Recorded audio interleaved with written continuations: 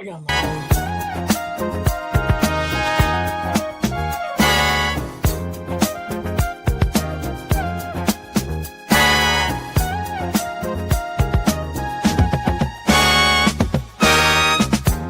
We gather round for the halftime chat.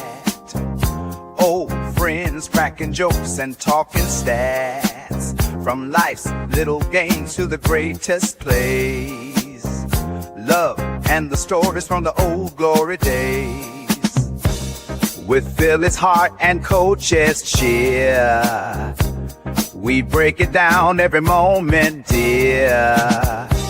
Life is a team and we've got the plan.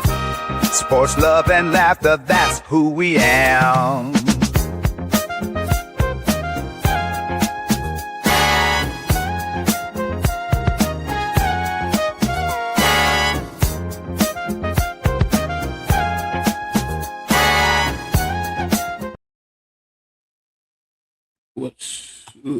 What's going on, everyone? Don't know what happened at halftime. He was just here. But welcome to another episode of the Halftime Coaching Adjustment Show. I'm Coach Ed, and just waiting for my brother from another mother, Halftime, to tap back in. Two old farts here to just talk about sports, life, love, whatever, when it comes Sorry, to everybody. I don't know what happened, man. Hey, man, it happens. So, it's not a big issue. So I touched something. I was all good, but I touched something and it didn't work out good. At least you didn't touch yourself. There you go. So, but we appreciate everyone for being here, rocking with us for episode 42 of the Halftime Coaching Adjustment Show. Thank you guys for the continued support. Appreciate everyone. So, y'all know the routine as we get into everything. Make sure y'all hit that like button, sub up if you haven't already done so, and get notified. So when we put out new content, you know what's out there. And make sure y'all hit the comments. You're a part of this. So you're part of the family. Let us know what you're thinking. Appreciate everyone. So again, but halftime, how you doing, bro? Pushing through. Just pushing through. Now how it goes. Yeah, I know you were saying it when we were going on your back. So I'm like, yeah, okay. Back, my hip. Remember that song, Coach? I'm gonna put my hand on your hip. Your hip. Now I'm over here like, oh my God, my hip. I got my hand on my own damn hip. I know that one. I know the song My Neck, My Back. I ain't gonna say the rest of it, but yep. Yeah.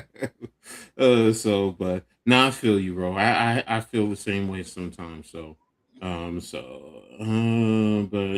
really excited to get into today's show. So hope you all are ready to rock and roll with us. Just posting this on Twitter too. So and let's see, you already got somebody in the chat. What's up, Arcool? So much negativity going on online. Man, there's negativity everywhere. So what did Jay say? R2 is negativity. Yeah, what did Jay-Z say? Just brush that off your shoulder. That's it, man. Brush it off your shoulder, let it go. Yeah, sometimes you can't let it get to you. So, with Philly halftime and the coach. So there we go. Got it on Twitter. So, bam. Come on. See, this is technology for you. I got the computer, got the TV on, I got my phone. Man, I'm all over the place, man. So, but yeah, so much negativity. What's up, Charles? Appreciate you, man. Thank you for always tapping in. Yeah, if them subs is free, man. It helps us. Hey, it's free for you. You know what they're saying. If it's free, it's for me. So appreciate all the support, fan base complaining, even though the team's in first place. I mean, cool. I mean, when the Yankees are in first place, we complain. So I get you. I understand. So, that's just the reality of life. And, in this day and age, and there's always something to complain about. So, but Everybody complains about something. yeah, thank you, man. This is powerful. So Indeed. it's not been perfect, but they finding ways to stay afloat. Yeah, there you go. Look, you can win the championship and probably people will still complain. So, but let's go ahead and get into it. Oh, that's what I forgot. I know I was forgetting something. I was forgetting the music. I said I was going to put on some music. So, and there we go. All right. So, first topic for today. Got a little graphic here for us too. Can the Philadelphia Eagles offensive line stabilize the offense under a new offensive coordinator? What's your thoughts, halftime? Do you think you guys offensive line will be able to help your offense, especially when you first starting out and everyone's trying to get acclimated? Well, we got a new offensive line coach. We have a new offensive coordinator. We have two guys on the offensive line that want to retire. Lane Johnson's talking retirement. And I think it's Dickerson was talking about retiring. But they got their rings. They want to retire, and they're like, and now I'm hearing that the new offensive coordinator, the scheme that he's calling, some of these offensive people are complaining about it. Lemon said it, but there's other guys behind him saying that it's too busybody. You got too much shit going on. And I mean, everybody's like, oh, well, that's just a rookie Lemon saying it. No, other people are saying it too. You know what I mean? Oh, God, sorry to hear that. Lemon, everybody goes, oh, well, he's just a rookie, For a minute there, you said he was better than A.J. Brown. You know what I mean? They're like, don't worry about A.J. Brown no more. Halftime, we got Lemon. He's going to be just as good. He's the number one wide receiver. That's what they were saying to me, Now, all of a sudden, Lemon said this. Oh, he's a rookie. They make their excuses. I told you it's coming. And like I said. Yeah, I get it. That's why I said it's going to be, we're going to drop down. Where everybody, the Giants, Dallas, are going to be closer to us because we lost a lot. Here's the one thing. Our guys are getting older. I get that, but there's one thing in all my years of experience, and I didn't know he was part of the Masked Singer, Jordan Mailata. Okay. But here's the thing. The Eagles find themselves in a spot most NFL teams dream of. All the starters on the offensive line return for another year. Not only that, but all 5 projected starters were drafted by the Eagles. Continuity on the offensive line is one of the biggest things, one of the biggest keys to success. I can tell you from experience, when you have an offensive line that has been together for years, you're drafted, you're in the program. Yes, I understand you have a new offensive line, but that's why I posed this question. When you have an offensive line that's together, they literally know what the others are thinking, and and when you line up and you look at the defense, you all see the same thing right off the bat. You're trained together, you work together. That also helps the skill guys to feel comfortable in going out there to do their job. You just lost your offensive line coach. But you have that has these guys set up a certain way. Now you have a new guy, and he's going to go. They're going to go to him and say, "Hey, well, this is what's happening." Now you're a coach, so the player is going to go up to you and say, "Well, this is what's happening. This is what we got to do." And in his mind, he'll be like, "No, just do it my way." Well, yes, and that's a butt of a heads. They're going to say no. Because you're wrong, Or, you know what I mean? You don't know that for a fact. You know what I mean? You know, sometimes that happens. Yes, you're right. It does happen like that, but And it that's happens why. that fast, too, But in the game. this is a veteran group. So any smart coach. Now I don't know the offensive line coach, so and you're right. He could be very egotistical, and it's all about him and his way and the highway. And I get it. Yes. But if you're a smart coach, you go to your players and you talk to them, and you find out how did they do things because it was successful. So you Right. don't want to you don't want to change it. You may want to tweak a few things. I get that. Every coach wants to tweak certain things, Because if they but want it their way, they want to make it theirs. yes, you want to make it They don't theirs. want to run the same process that they've been working with. If They it's want to, if it's he broke, wants to change it his way. it ain't broke. So it's Could it be going to be good? hard. Could it be bad? No, you're I right. don't know. You're right. I was just saying in terms of what you're like for example, if I was the offered the job and I took the job, I'm not coming in here trying to change a lot of things. I'm going to tweak little things. I'm going to look at your techniques and Right. see what I can help you out there. But you know what? What do you guys see when you come up to the line of scrimmage and this is the call? We identify this is the mic, and we have a run going this way. What are you guys trying to do? What did you do in the past? I'm going to talk to the new OC. What is he looking for? I'm going to talk to the head coach. Here's the other thing. I'm also going to talk to the defensive coordinator to find out what did you guys do? What did they do last year against you in practice Right. that you felt was that caused you a lot of problems? Because I'm trying to get all the information. So yes, that's why I say continuity is a big thing. And that's why to you, a lot of teams, like you talk about the Giants. Yeah, the Giants have new pieces here or there. They're not bringing back the same 5 starters. Now they got 4, but there's one that's a rookie, so that still takes time to develop. Dallas, Washington. When you bring in one new player on the offensive line, changes everything, and it takes time. That's And why now I say you got a offensive line coach, a new offensive coordinator. Mhm. I mean, it changes a lot. And that's what I've been trying to beat down to everybody.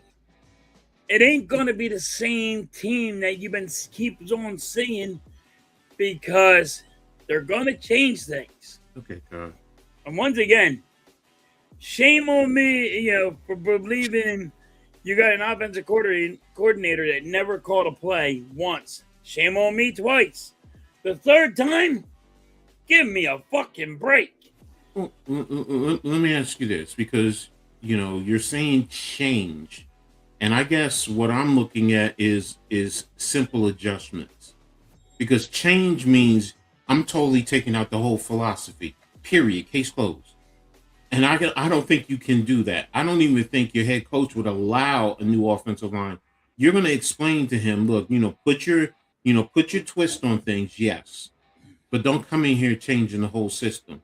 Because you also have, like you said, you have a new coordinator, so he is going to put his tweaks on it. But there's going to be a lot of things that are still going to be the same. So, what did he say? Oh, serious. Oh man.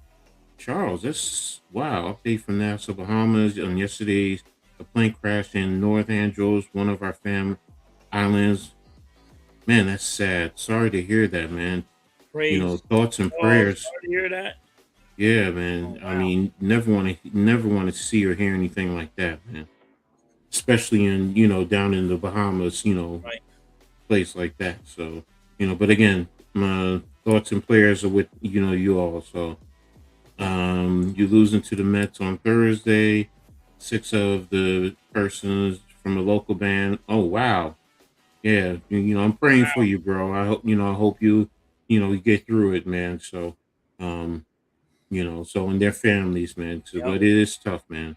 That's a tough one, Charles. Yeah, definitely. So, and again, like I said, our thoughts and prayers. Hopefully, everybody watching can send up some prayers. And We're there. Thanks, Mr. Philly Halftime and Mrs. Halftime and Coach. You're welcome, man. And, we're still family. Whether directly or indirectly, we're family. So, we're Always supporting. here. Yeah, definitely. So, you guys are here for us. So, Yep. we're here for you. So, but back to the Eagles. But I do understand where you're coming from, and I understand the concerns.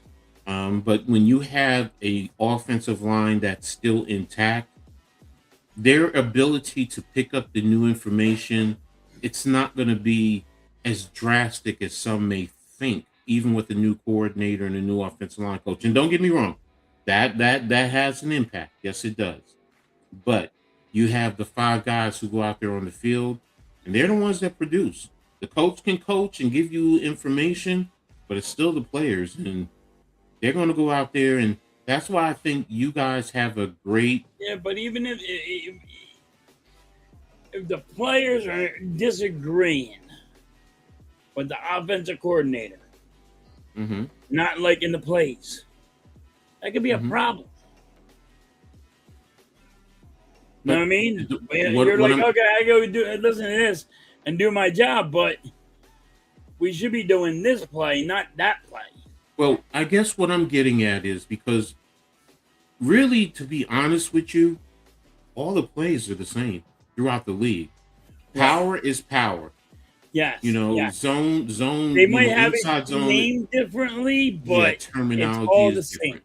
It's all the same. So that's why I say, and you have five guys they've been to war together. So it's not like you're getting in a new guy. So that helps in the adjustment. So that's why I said, can the offensive line help stabilize during this transition? And I think for you guys, you're in a good position because you do have the offensive line that can help stabilize what you guys want to do. I mean, they're still good and healthy. Yes. They just might want to retire, but they're still good and healthy. They wouldn't want to retire because they're feeling old. That's all. And I'm a guy that beats a dead horse, I guess you could say, on this, because shame on me once, shame on me twice. Fuck the third time. You ain't hitting me. I get you. Give me a guy that never called a play before. No, I got. And I got a quarterback that don't know how to call an audible. Here's another thing that helps you guys. Next to Mulata is Dickerson, and the two are so close on and off the field that Dickerson was the best man that Mulata was Dickerson's best man at his wedding. Yeah, now, that's something that you just don't. That's a bond. That's a touch. Yeah. So that's why it's like when I was reading it, I'm like, wow, that's something. Yeah, but Dickerson's got to stay healthy. No, that's fair. That's fair. He don't stay healthy. Now, it says in the mix where I wanted to get, you have veteran Fred Johnson, who's in his fourth year with the Eagles, 9th year in the league. He's a rotational tackle. You also, in the 5th round, you selected Drew Kendall. He's an interior offensive lineman who saw the field as a rookie, playing in 7 games, starting at 1 at center. So he's still coming into his 2nd year. He wasn't the only offensive lineman. You also had picked up Michigan's Miles Hinton, who I know was good. The tackle spent the true on the injury.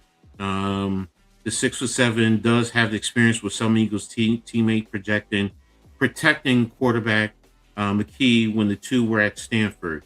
And the 3rd offensive lineman to be drafted was Cam Williams out of Texas. Like Hinton, the tackle started 2025 on injury reserve, but was active for 18 against the Commanders, playing 51 snaps. So they look to separate themselves. And then my boy, Colin Pierce, is another 2nd-year tackle looking to make the roster, spending the time on the practice squad. The point I'm making is you guys have Willie Lampkin. Would you guys claim Willie Lampkin, another guy who played at Rutgers, even though sparingly. So, Yeah. you guys, you gotta get talent, and you have Right. the veteran leadership there that's going to help you guys during the transition. So, and look, you're going through a lot of coordinators, but you guys are still up there tops in the league. Yes. That's why I say with the offensive line, it's key. It's going to help you in the transition because as long as they do their job, guess what? Your running backs will be able to run the ball. Yeah, they're going to run. They're going to. Quarterback, I think Barkley's going to have a good year this year. yes, and then your And we quarterback. have Look, Tank Bigsby, and I think he's going to have a good year.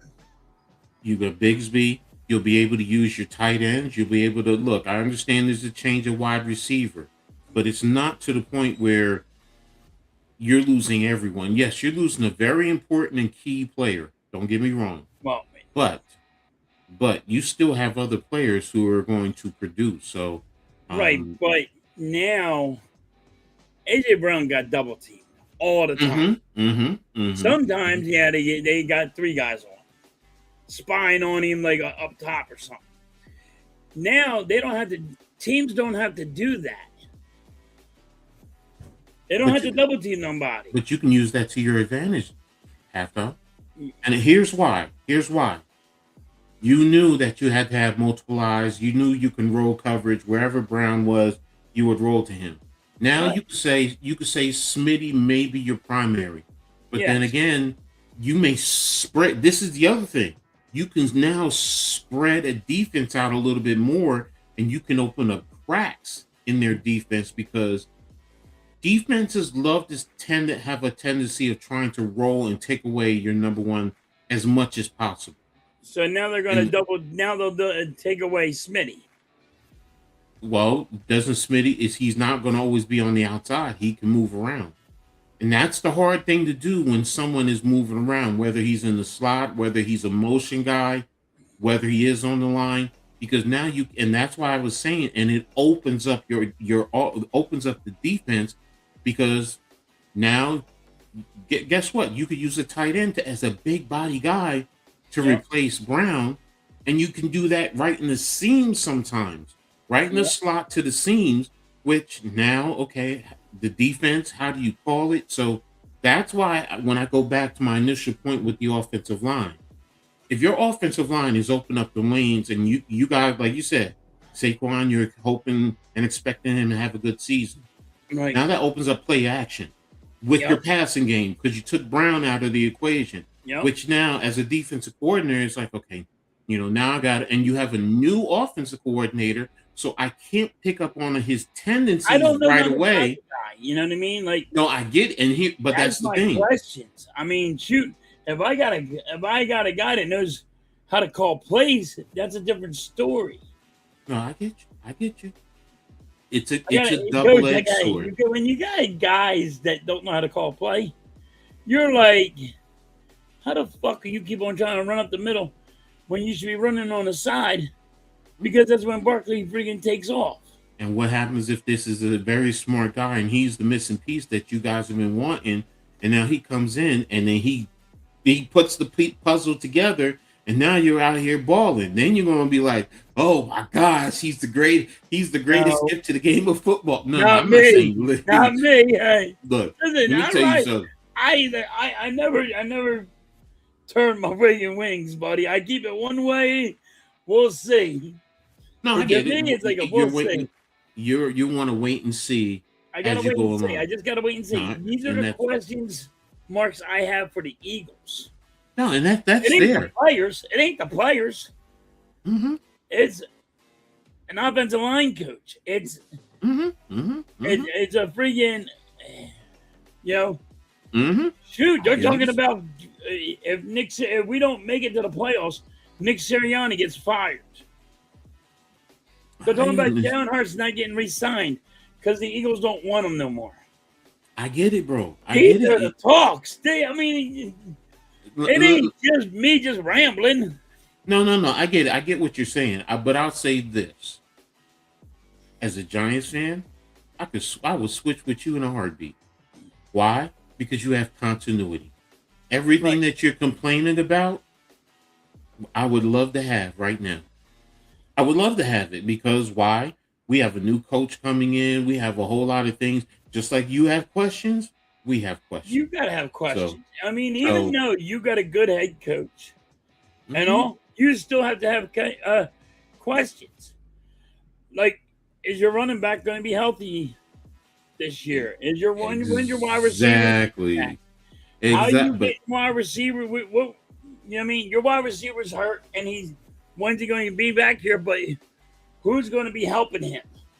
and You guys got a that lot of questions too. that's Dallas the got a point. lot of questions. Every Everyone but team has questions. questions, exactly. But what the point is, your questions are a little bit are a lot less than what the Giants Right, have. So right. I will say that. Mine So is just doing, hey, fool me once, fool me twice. no, I You get ain't it. I fooling get this it. guy 3 times. I get it. I get it. And talking about the Giants, the question I have, oops, what the hell, Edward? Show. I This think is that supposed to be linebacker for you guys is going to which be a beast. the new additions are positioned to play the biggest roles. And for the Giants, you have two linebackers. You have Edmonds, who came over from Chicago, and you have Arvell Reese, who the Giants drafted in the first round. I think You know, he's going to be a beast. but here's the other one. You have other key pieces, Falele, which many Giants fans are not, but he's a big mamma jam on that offensive line. And then you have Likely as the tight end, who's the flex tight end who can help, allows you to run two tight end sets, can help in the run game. But, you also have a new head coach. That's why I say, who will impact the Giants overall? Um, who can have the biggest impact? And to start with me, it's going to be the coach. It's going to be the coach, Has to because be. when I look at last year, with and here's the thing though. Last year, the Giants lost a lot of single digit games. Right. They lost a lot of but if you Yeah. had John R. Harbaugh, you at least win half of those, if not the vast majority of them. So to me, he has the biggest impact. Now, the players on the field, they have to produce. And you're right. Arvell Reese, he's young. You have Mali Anala on the offensive line, another first rounder. So, we have a lot of young talent. Edmonds, he can help guide Reese because they're literally identical in terms of build, athleticism. So he can help him, and he's experienced. And look, Edmonds is also young too. So, he's only I think he's 29. So it's not like he's a 30 plus guy. Yeah, he's not old So, by no means. but the biggest impact for me will be the head coach to start. Right. So Well, that's because you got a new coach and you had the players, but they had to believe in his philosophy. And the coach has to believe in the player. Exactly. And this day, these kids, these young guys now playing football, has a mouth on them. Oh, you don't know shit. You don't know shit. To these coaches, some of these coaches, Harbaugh is a good coach, and he has to have faith in his team, his players, and they have to trust him. Just like the Eagles they got to trust their offensive coordinator. Got to trust them. It's the same situation. No, you're right. But it's to me, that's also the beauty of the game. When you have new situations like that, there's that energy. I get where you're coming from because you've been through it so many times. So it's different from the Giants where Harbaugh's coming in brand new. You've gone through coordinators multiple times over and over. Over and Jalen over Hurts, and over again. from college to the pros, always has a new offensive coordinator. So yes, I get it. I get the apprehension coming from your. It's a difference, but yours a little bit better. Yeah, you say mine is better. You would want to be where the Giants is right now. Your coach is better. Yes, okay. Your coach is better. I get you. So, but yeah, no, I mean that's the beauty of this whole thing, and like you said, you said the Giants you think will come in second in the division. Yeah, So, I think you guys are beating Dallas. So with that, and that's what I'm hoping. Look, most of the prognosticators are actually picking Dallas. And I've seen many who have put the Giants. I know many. Did Dallas get probably the best player in the draft? Yes. But, I mean, that's my opinion. But I still think the way that the Giants are handling things from outside looking in, I think you guys are really going to be better than Dallas. I think Dallas, because of Dak Prescott, and, they're going to be, they got the same coach. They got Dak Prescott is still the same quarterback. They're going to run. They're going to still have the same issues over and over and over again. They don't want to really change that much because they're looking at like, hey, we're almost there, and they think they can do it with the same team. And you got to make those. They should have made a big splash, but they didn't.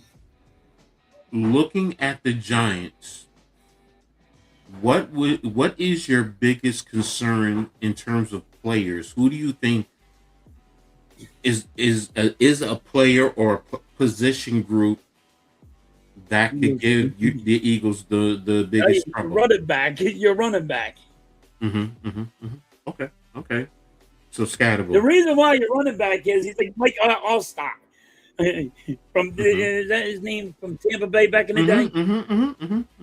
I got his name right? Yeah, Mike Allstott. Yes. You know how bad with names, coach. So that guy is a tank. He's a beast, and he can move. You got like a two-headed monster, So, and what does Harbaugh like to do? Likes to run the football. He loves to run the ball. He loves to run the ball. He'll run it with the quarterback. He'll run it with the running back. He'll freaking have. He always gets those swing plays going around. This is what he does. He loves running the ball. He will move that ball all the way around every which way he can. And you're right. I think you got a good coach, though. He thinks out of the box. Now, he's not like, here's the blueprint, how to run a team. I'm going to run it just like this. He'll think out of the box. But no, he will. Running game, like right now, your wide receivers are hurt. Because as soon as comes back, then I think you'll be okay. Yeah, I think you need one more another wide receiver, but the right now I will say this in terms of the wide receiver room, with Mooney, Neighbors, right? Yeah, neighbors is hurt. So I don't know when he's coming back, but since he's hurt, I think you're going to be struggling at wide receiver for a little bit. See, yeah, there's conflicting reports, with Neighbors. Some say he can be at the start of the season. Some saying week 5 or week 6. We don't know. Yeah, that's what I heard. I heard week 6 or week 5. And if that's the case, that's an issue for you. It can be, but again, if here's the thing. If you play complementary football and you get the run game going, yes, and you can play sound defense. Now, look, I'm not saying we are bereft for wide receivers. I mean, Mooney, Alston. Don't forget, you have Juju Smith-Schuster. I mean, you have Odell Beckham Jr. They're fighting for a spot. Slayton, I get it. Slayton has the issues with the dropsies, but if he's focused and he's producing, he's still a good third type of receiver. And then we have Fields, the rookie, who's roughly about 6'5", who's a big body type of guy. And here's the other thing: he's probably our best blocking receiver because he likes to block. And then there's the other thing with the Giants. Like, this is the thing that I'm intrigued. You can go Likely and you can go Theo Johnson and play double 2 tight ends, and you can even flex Likely out to make him a third wide receiver in the passing game. So it's like, that's why I'm like, okay, well, everyone's going, oh, we don't have wide receivers. Whoa. Understand offense. Let's see what they're going to do. And then look, here's another thing. You got Patrick Ricard. Don't forget the big summer gun was the fullback in Baltimore, 6'3", 300 pounds, and plays fullback. Right. And he plays a fullback and a tight end type of a deal. And he could sometimes sneak out and catch the ball into the flat and surprise you. But his biggest thing is opening up the holes in the running game, or if you bring him in a passing situation to help protect the quarterback, because he's like a 6 offensive lineman. So I'm like, let's roll it back. Let's see. I'm not ready to, go into doom is gloom. I'm also not saying the Giants are going to the Super Bowl either. I'm like, I want to see, just like you. None of us are going to the Super Bowl. I'm saying our division, I was saying our division is real close. And I always said this year, it's a one-game pony. It will be one game that decides who's going to be in first place. It's going to be the Eagles or the Giants. It's going to be like Dallas is going to be one game away from being in second place. I think it's going to just be so close. But I think Commanders need a little help, but because I don't trust nobody can stay healthy on the Commanders. So but that's any team. See, I get injuries right now. On the Giants, everybody can fall down. Everybody can fall down on the Eagles. I mean, injuries are football is a brutal sport. It's part of the game. That's why yes, I understand you want to factor in injury history and all of that, but the level some fans go to when it comes to injuries, like it's doom is gloom. Hello. Well, it's the next man up mentality. Yes, man. Look at the Eagles. Next man up.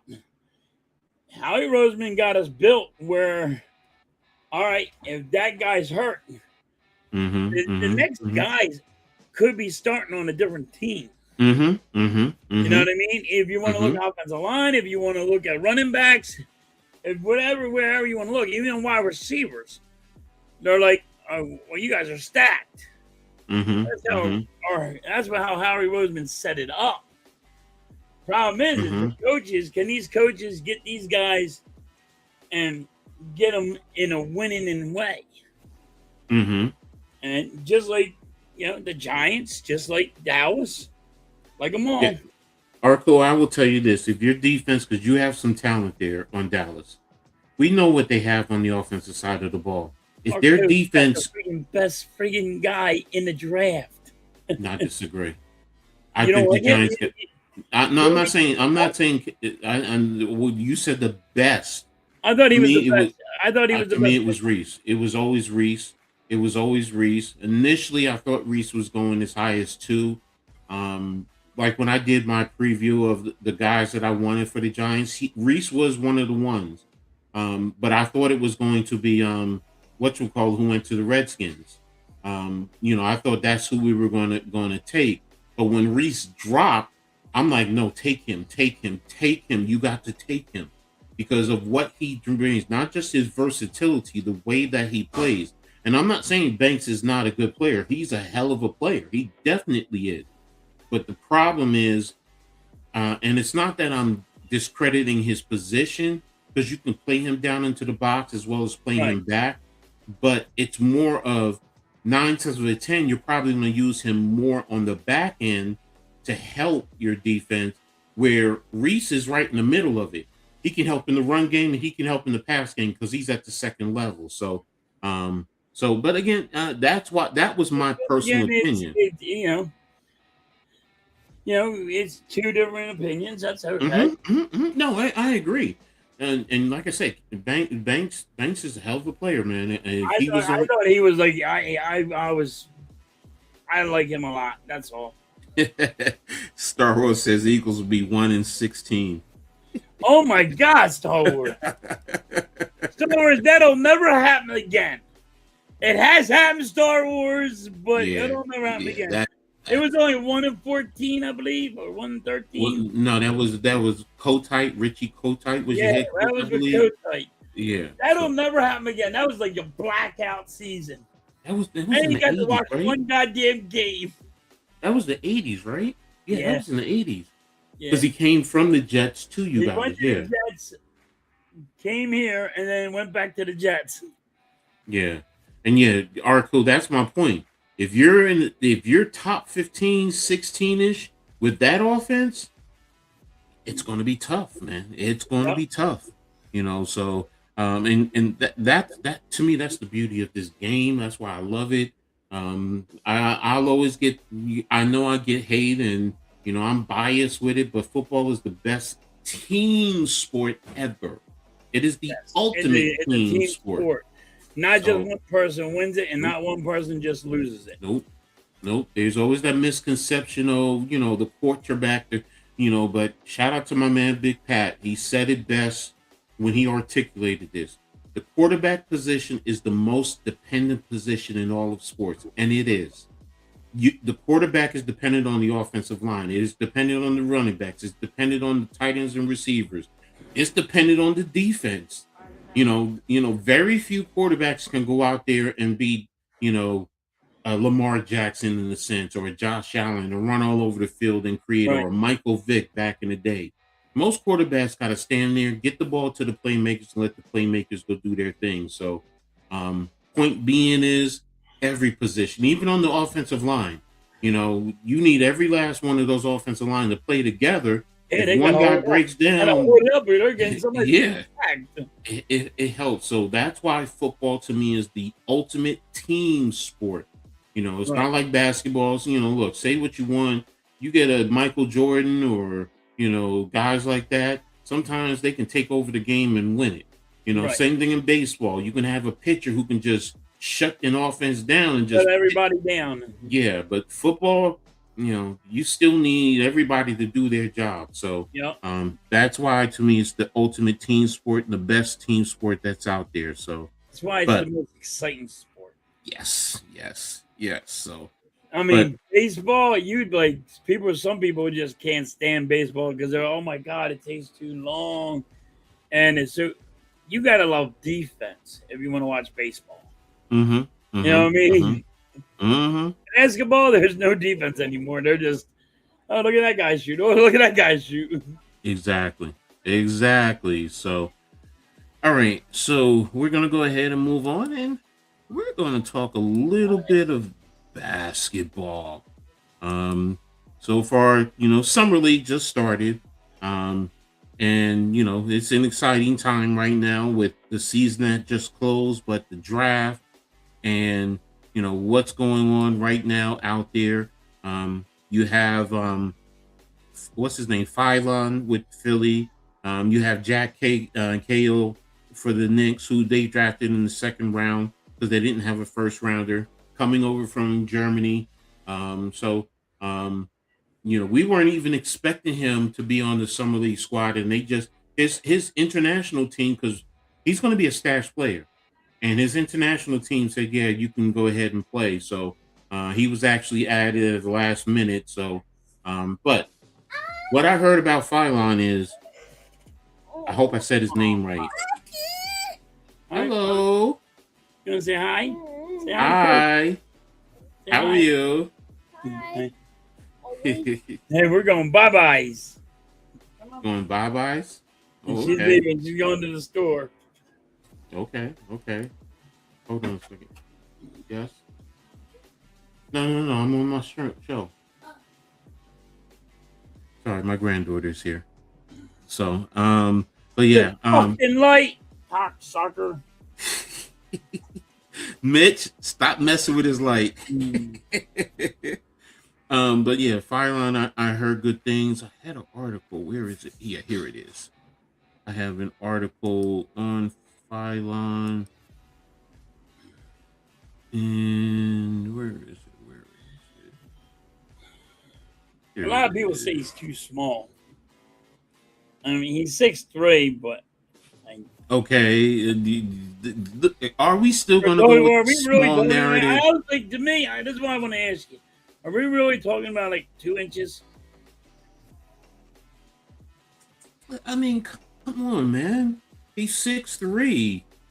You know, Man, I mean, 6'3" he's pretty still tall to good me. size. So So, I mean, they're looking. They want a guy yeah, that's 6'5". Like, really? Do I think he needs to build some muscle? Yeah, but look, I think there's a lot of guys that you yes. can build some muscle. But here's the thing: he's not going to be a starter right here. You know, you were able to see what he could do against Detroit, where he finished with 18 points on 6 of 19 shooting, with 7 assists in your win. But he's a facilitator, and he's coming off the bench. He's giving you offensive production off of the bench. That's the biggest thing. So I mean, and like they said, he showed a mixture of everything. He was able to get off to a hot start with elite ball handling, creating opportunities for him to score the ball. He knocked down 3 triples and was able to find a rhythm rather than the opposite for the Pistons rookie. So So you can do some a little right bit of there, defense. that tells me everything you need to know. Yes. So he can do. So He can right play now defense. I'm good if you can play defense. If he Yes. knows how to play defense, But here's good the with it. thing: he can get you, but halftime he gets you offensive points off of the bench. He Right. gets you offensive points off of the bench. Now he's someone who can back up Maxey. Yes, he's a rookie. He has to learn the game. He has to develop. But you have veterans around him. And here's the other thing: at times you can play him with Maxey. You can play him with Edgecombe. You can put him in with the vets. You can sometimes put Brown. You can put Jaylen Brown with the second unit, you know, to help him with some with the offense, and he grows and he develops, and teams are going to keep keying on him. But he's shown he can put the ball in the basket. That's the biggest thing, and that's why as long as he can play defense, yes, I'm good with it. look, you don't need him to be a lockdown. You just need him to be serviceable, you know, on the defensive end, and not allow, and not to be someone who teams target and isolate, and he can't hold his own. He's gonna get beat sometimes. So you know that kind of hurt us. Yeah, but you guys picked up other things, other players. Which is where was the other man? Being able to do little things in part, especially for guards, especially for me coming to this team, being able to take pressure off the other guards and being able to find other guys. This is what I was looking for. I feel like that's one of the most important things. And like once you get going, guys starting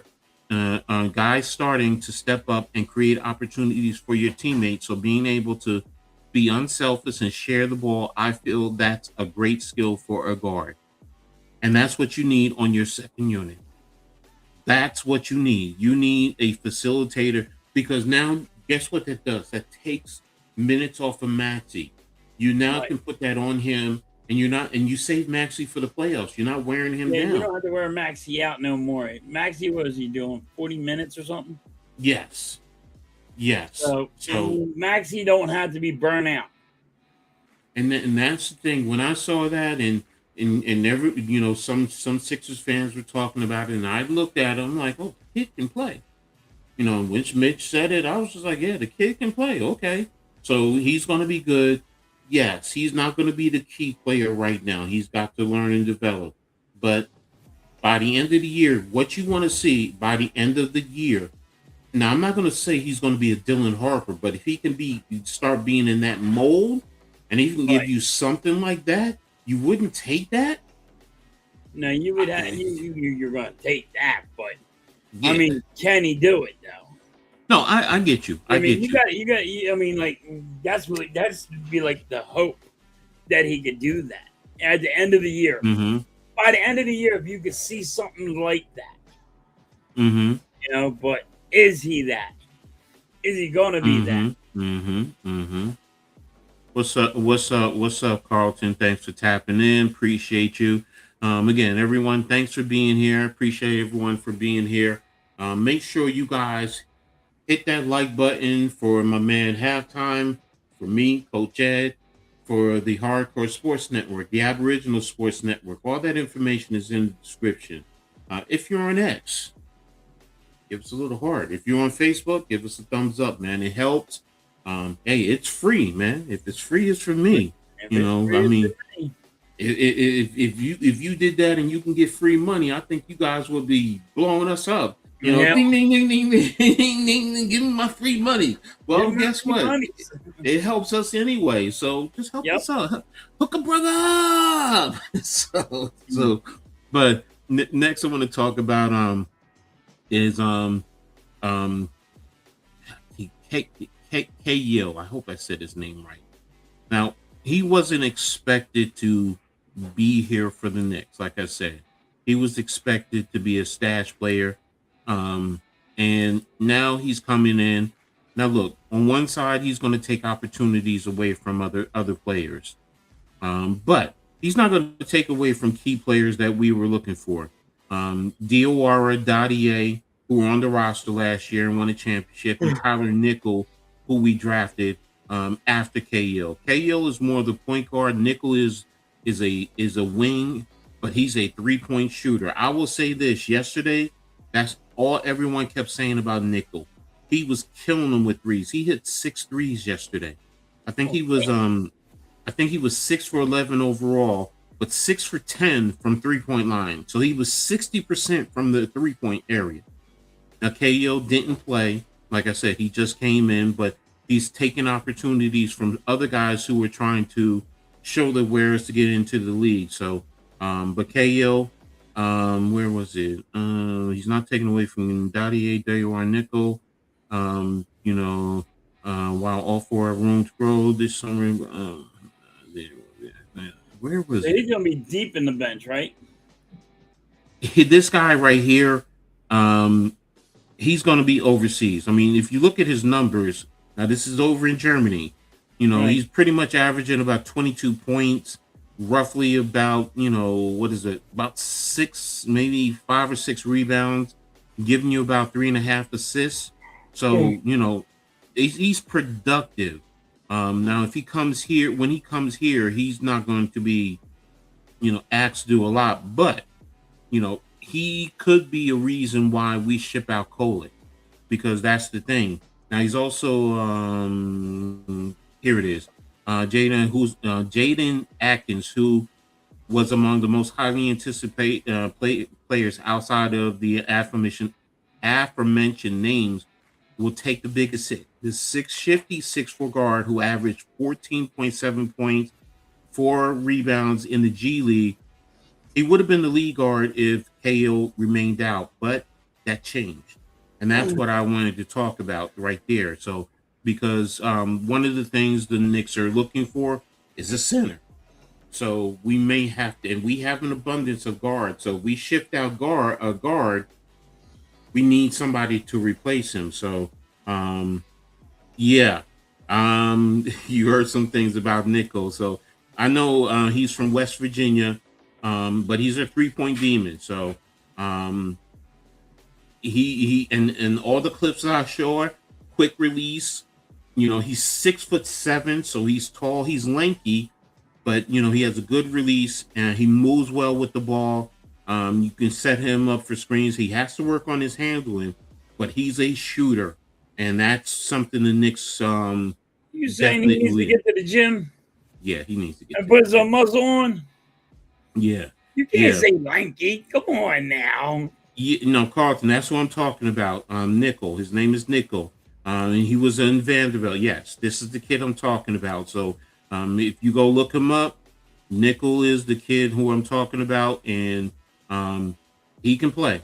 He can play, and now he's going to be deep on the bench. He's going to develop, but what it also does is sets up for the future, where when certain guys who are making money are gone, or you trade certain guys, he's going to get the opportunity. And the Knicks have been doing a good job, and that's some of the things that I'm looking for. And I know they play later today, so I'm going to be trying to keep tabs on that. But I'm liking what I'm hearing. I love the highlights that I saw of him. Now, Diawara, who I love. He had a bad game yesterday, but you know what? It's summer league. I'm expecting him to probably play one more, maybe two more games, and then shut him down. You don't want to cause any injury. Yeah, Kolek is nice, but you know what? If you have on J man, yeah, what's his name? Kayil, sorry, Kayil. If he can develop into a facilitator, then you know what, you can afford to let Kolek go and use him as trade bait, because the Knicks also want one more center. That's the biggest thing. So that's where it lies with the Knicks. So and again, that's why with the Knicks, that's what you look for with the young players. You're not really looking for guys to come in and be key. Well, you're not looking for them to be major players, but you're looking for them to play a role in to help out when necessary. Yes. And then this way, guys like, if you trade Kolek, I've even heard talking about Deuce McBride. I'm like, but if you if you need him to get you the asset you need, then you got to do what you got to do, and you got to have guys to replace him. So both teams, New York and Philly, summer league. Look, I'll say to fans for both teams, don't come out here thinking about, you're going to win the summer league championship. Man, that's not important. Warm up and try to figure things out. These kids, they're kids. They got to figure shit out. But you want them for depth pieces on your roster. You have your core. Sixers have your core. We have our core. So right now, get you some role players who really, they're 10, 11, and 12 on the bench. That's really what you're looking for with these guys. And then you go from there. So, but hey, there's a lot of basketball fans. They just love basketball. And that's really what it boils down to. So, but right now, I'm going to hit it with the question of the day. I wanted to do that now. So we already did the summer league, get the football out of the way, and then we'll come into, oh man, what did I just do? Okay, yeah. Okay, so question of the day. Now, y'all know me. I usually get some really deep questions out there. This one is deep, but it's sports related now for a change.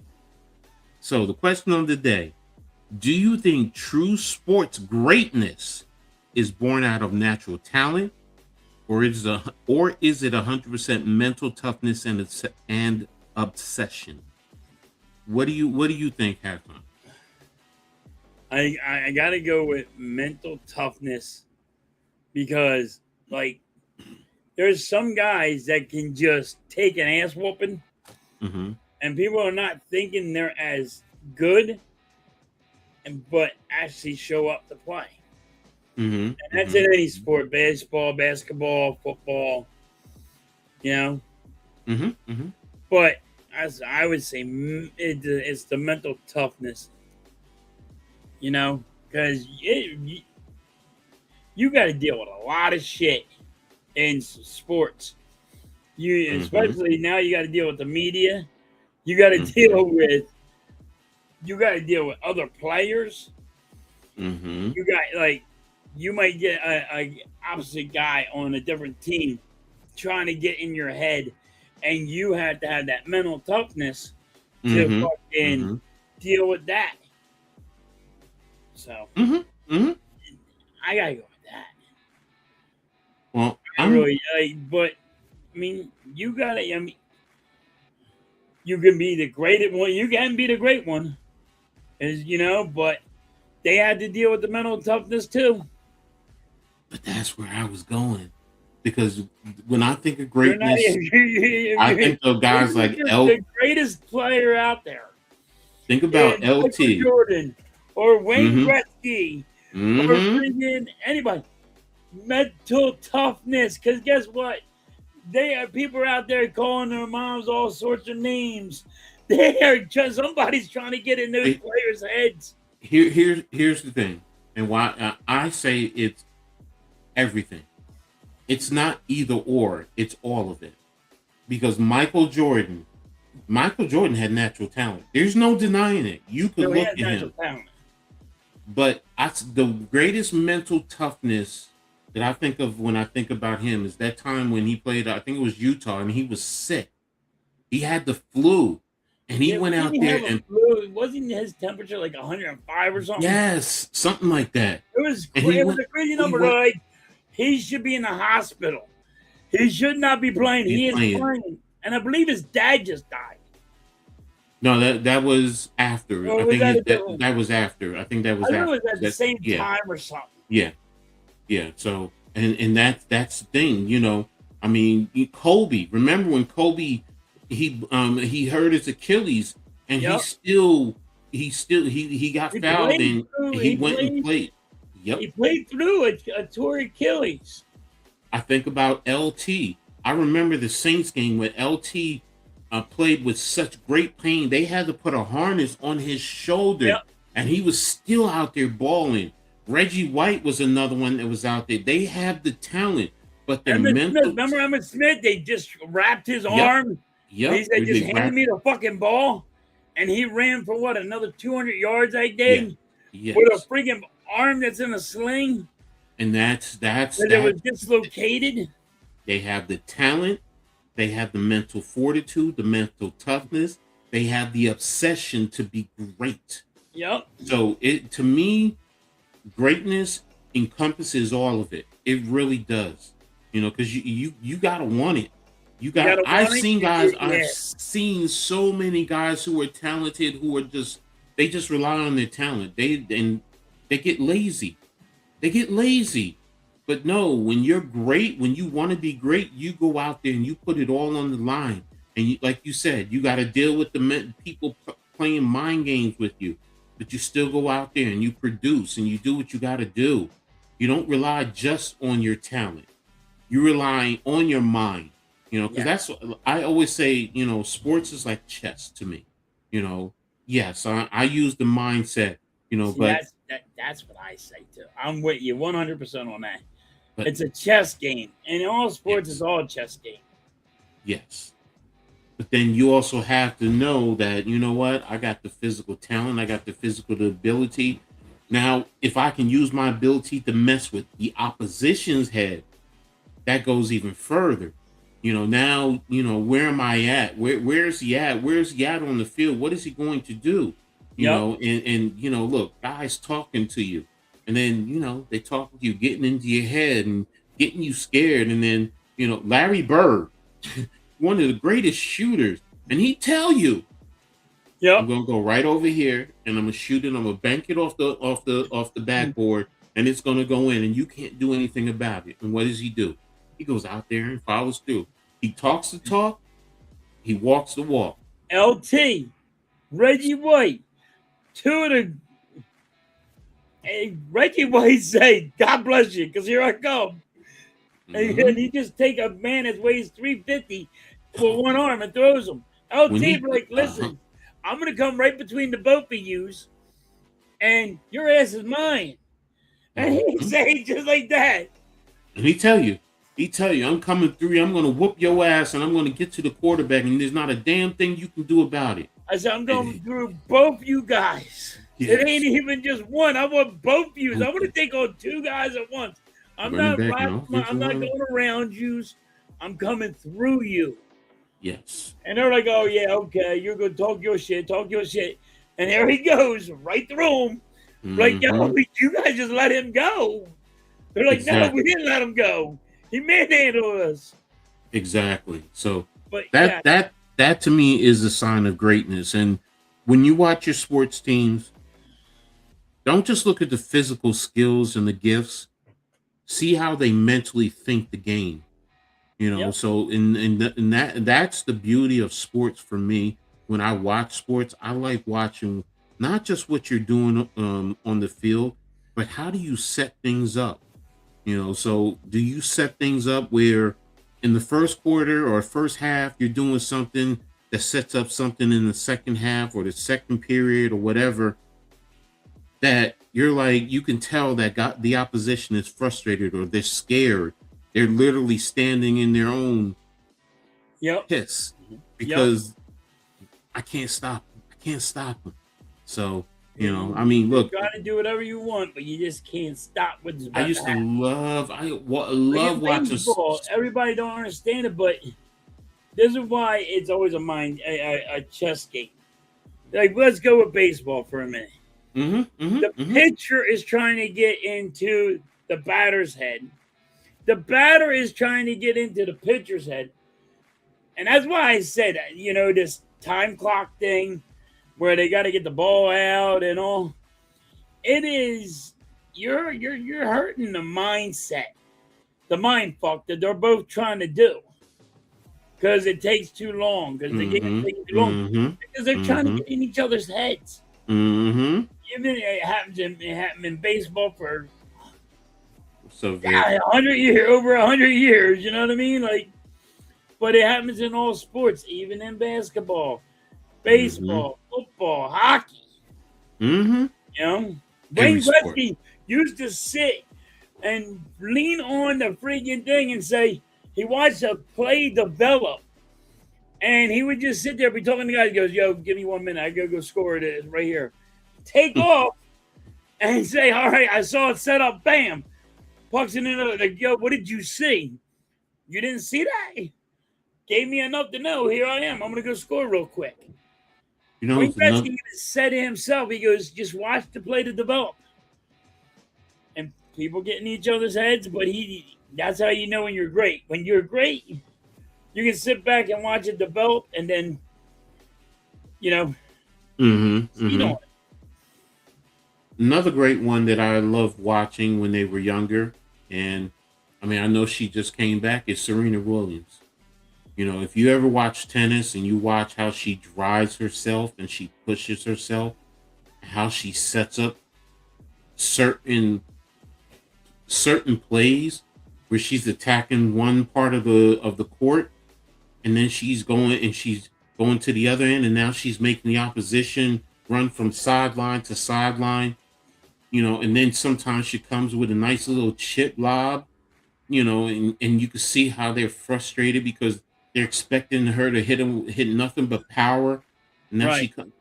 And she puts it over the net. Yeah, and that's the thing. It's like, that's what's so great. There's talent. You see it. Yep. Yes, and I love the talent. I love seeing the execution with the talent. But now when you add the mind into it, that's why you encompass everything. So in the obsession, Kobe was obsessed, man. He was obsessed with being great, man. To me, he probably was the most obsessed. Some people say Jordan, but Kobe was just he was the beast, man. He was the beast. I used to who I used to love watching, and you don't get, for some other reason, he don't get enough credit for playing both games. Is Bo Jackson. They give it to Deion Sanders. Bo Jackson did shit that Deion Sanders wish he could do. Oh, hell yes. On the baseball field, yes. And like this is what boggles my mind. Everybody gives it to Deion Sanders, but Deion Sanders, was he a great athlete? Can he play both games? Yes. So did Bo Jackson, but I think Bo Jackson did it better. Yeah, Bo was a better hitter overall, and the dude smashed the bat over his leg. The man ran up the wall, down the wall. Yeah. That's never going to be done ever again. No. I mean, I don't know why they keep on giving it to Deion Sanders. Was he great? Yes. He wasn't. I'm not knocking Deion Sanders. Most people that I know, when we talk about it, we all say it's Bo, because the commercial. Bo knows everything. Bo dude, come on, like that was a perfect commercial for him. That was the best commercial. Yes. I mean, look at what Bo Jackson did in his rookie combine. Yes. Remember that, Coach? He said, "Open up the doors." Yes. Open up the doors. Why? Because I'm running through and I'm not coming back. Oh no, Deion did. Yeah, Deion did that. Yes. Yeah. Exactly. So Deion did that too. Bo did it. I'm like, Yeah. They No, were, Dion was faster than Bo. That's the one thing yeah, I will Deion say. was faster than Bo. Faster, yes. But But Bo just had power, speed. But look at Bo Jackson. They made a video game that you could not tackle that dude because he couldn't be tackled. Oh, you know, I forgot about that. Yes, you're right. They made a This is video game that you couldn't tackle months Bo ago. Jackson because you couldn't. Listen, his career was shortened because he wouldn't go down. Mm-hmm. He took both legs and popped them out of his hips. Mm-hmm. That's what fucked Bo up. He didn't want to quit. He didn't know how to quit. He like, no, I'm gonna run. The greatest football player I still remember when it comes to Bo Jackson was when Brian Bosworth, and he drove him 5 yards straight into the end zone. Yes. And Bosworth was supposed to be the beast, and next thing you know, you see Bo Jackson just manhandling him. He whopped him so hard. Remember, they made a they gave Boz a movie. They gave Boz like all these commercials, right? They made Boz like Boz is gonna be the biggest guy ever, the baddest. And then one day, here's Bo Jackson, and he just made him his bitch. He just hit him so hard. They two flew. And they're like, all the commercials were like, we would try to make him the beast of the East, and he's over here. We gotta take this stuff down. And he never became the same after Bo Jackson whooped on him. Exactly. So that was a great game. Yes, it was, and that's why to me it's just when I see that, I mean, you could talk about his blazing speed when he ran, you know, that long touchdown run. I think it was like 90 something yards. Yeah, but nothing tops that when he just manhandled. Yeah, when he hit him, I was like, oh. Boz, yes, Boz had the name. He always had the neck rolls and the mohawk and the paint face when he was at. Oh yeah, he did it all. He painted his face like he was the freaking ultimate warrior. And yeah, he's going to be the man. And then he comes into the NFL and nah, man. You know, first of all, we know why. At the ass, he did a movie.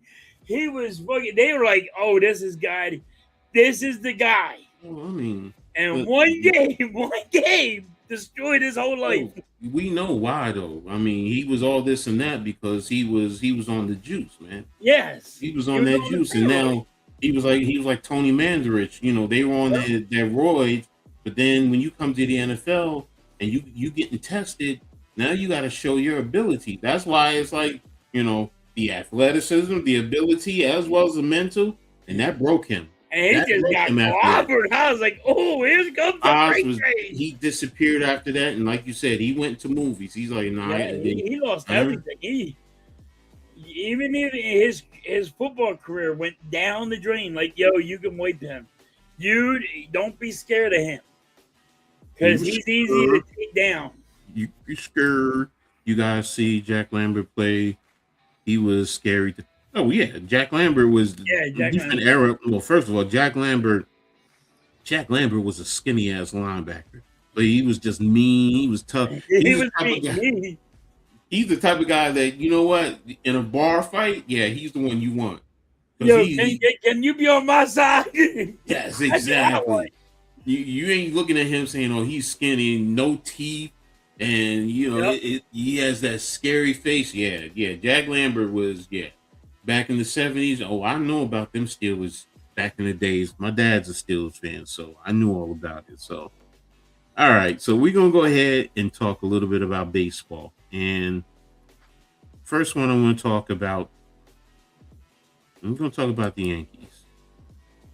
And the Yankees have been going through so much right now, up and down. Yes, they're tops in the American, but they're in second place behind Tampa Bay. But, you know, the question right now they're talking about reevaluating Aaron Judge after the All-Star break. Wow. Yes. And I know the All-Star is what, the next week or two? Yeah. And he's already been out. He's already been out over a I month. think it's Monday. Yeah. So, and Judge has been out already a month, and they said 4 to 5 weeks to be reevaluated. Because when I first saw that, everybody, he'll be back in 5. I said, no, it says reevaluate. So they're just going to look at him. Then he could be out even longer. And right now, the way the Yankees are, they have no offense. They're very limited. Yes, they scored a couple of runs the last couple of games, but they've been shut out quite a few times. So, right now, I'm concerned because he has a fractured rib. So I get it. That affects the torque in your twist, when you're hitting. So, he's going to have to build that back up. Right now, I don't think he's going to be back until sometime in mid-August.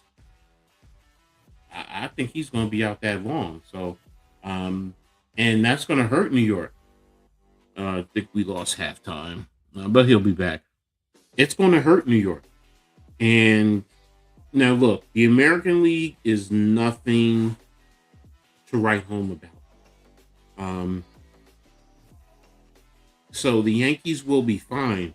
But right now, without Aaron Judge, they are not a championship contending baseball team. I'm sorry, they're not. You can say they are because of where they are in the standings. And I think they'll be competing all the way down. But they have a lot of problems on their roster right now. They need more hitting. They need bullpen. Halftime and I were talking about that. They need bullpen help. And for the Yankees, Aaron Judge pretty much is everything. They've been having a lot of injuries. Stanton has been out. Grisham was out. Jazz Chisholm was just out recently for a little bit. Judge, like I said, has been out. Cole just came back, a few weeks ago. He's trying to get into the rotation. That's the thing with the Yankees. They've been having a lot of injuries. And when you don't have one of the faces in baseball, it really hurts you. It hurts you in the long run. I think I have an article. Where's the article? Here it is. I found the article. I had these things all set. And there it is. And here we go with the article. Come on, open up. And sorry, here it is. Judge rib set for imaging during All-Star break to map out return. And this was just written 2 days ago. So Aaron Judge will have his fractured right rib re-imaged during the All-Star break, which should provide a clearer timeline for his return, his expected return. Judge has been injured since June the 5th, so well over a month, at which time the Yankees said he would be, the Yankees estimated he would undergo imaging in 4 to 6 weeks, and the Yankees hope that will show enough improvement to resume more strenuous activities. So, now here's one thing that really concerns me when Cashman said this. I don't think we're anticipating it's coming back clean. I think we're anticipating and hopeful that it shows the healing process. So you're basically just wanting him to come back and show something, but you don't expect him to be at full strength. So, and I think that comes back down to, here's halftime. Hold on, let me bring him back up. What's up, brother? Are you back? You ready? How about that? Had a little power outage. Oh, I hope everything is all right. Hey, it's a storm. Oh, okay. I was just reading the article in reference to Judge. Him coming back. He's been out since the 5th, and they thought he's going to be out 4 to 6 weeks. But Cashman, he said, I don't think we're anticipating it's coming back clean. What the hell is up with you? I don't anticipate that it's coming back clean. I think we're anticipating and hopeful that it's showing the healing process, talking about his rib. Um, and they expect that he will return to the active roster at some point in the second half, and that's in August, like I was just saying. Um, the time frame that it would take to heal should allow him to be back with us this season. That's everything I know thus far. Past that, just waiting for the imaging to see where we're at in the process. So they don't even know right now. And that's a big thing. That's going to hurt the Yankees in the long run. Let me see. Bronx says Judge is on steroids. That's why he's hurt again. Hey, Schwarber is much better than Judge, and Schwarber do cheat. I will say this. Baseball probably halftime, you can attest to this. Baseball has probably one of the most strenuous drug testings that's out there. Am I correct? Yes, they are. It is so hard to pass a drug test on baseball. Baseball has the hardest testing possible. You can't get in baseball. You have to go by rules. Mm-hmm. Baseball, all right, you go to a doctor's. You get the sniffles, and he gives you like a nose spray. But that nose spray has a steroid in it. You're not allowed to take it. You have to go through hoops to be able to take it. They're not going to give you that. They're not allowed to take it. You get something from the doctor, you're not allowed to take that because it has a steroid in it or something of that effect that fails the drug test. Okay? Not just, it ain't even just, it's not just a drug test. It could be as simple as, hey, it seems like there's a little bit of drug in it. In baseball, they are so mandatory for it. That's why everybody gets an 80-game suspension or a 50-game suspension. The Bronze, I will say this, because you keep saying Judge cheats, and I don't know where that's coming from. I've never heard of that, and I think you're wrong. I disagree with you vehemently. No one has ever said Aaron Judge. Now, that's your perception, and that's what you believe. Okay. But tell me where you are, because you're saying he's cheating. What articles, what proof do you have that shows that he's cheating? I mean, halftime, have you heard that he's a cheat? I had.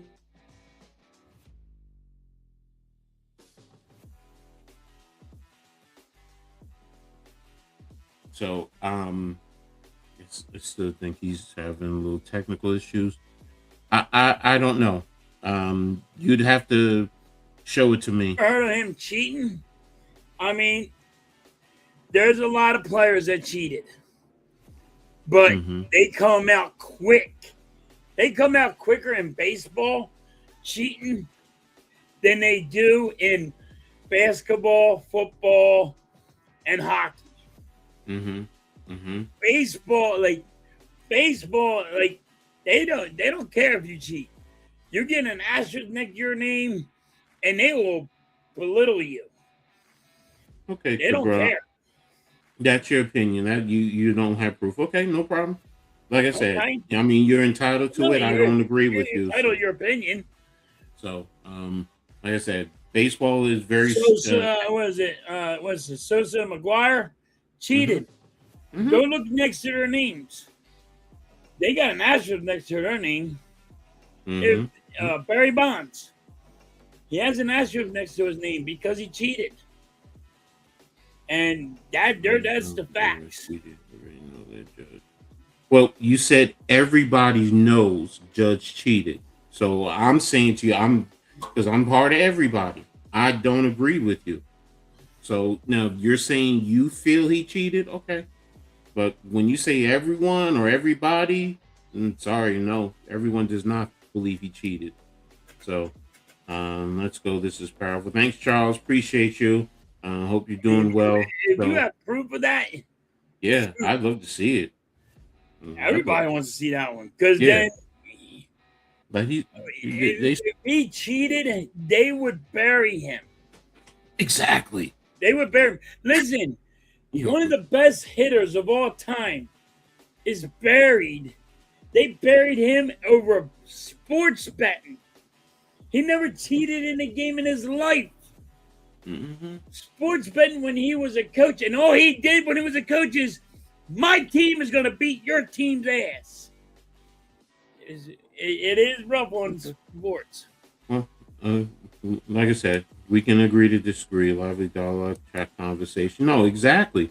That's the thing that we love about this. You guys, look, we can agree to disagree. You're entitled to your opinion. Right. We're not going to, say, be derogatory and demeaning.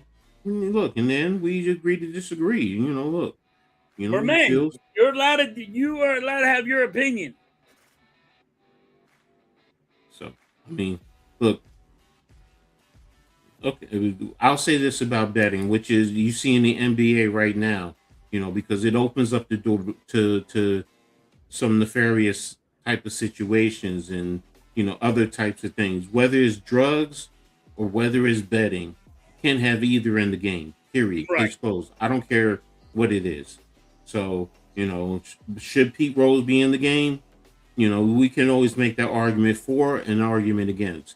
He didn't influence the game, but he still did bet on the game.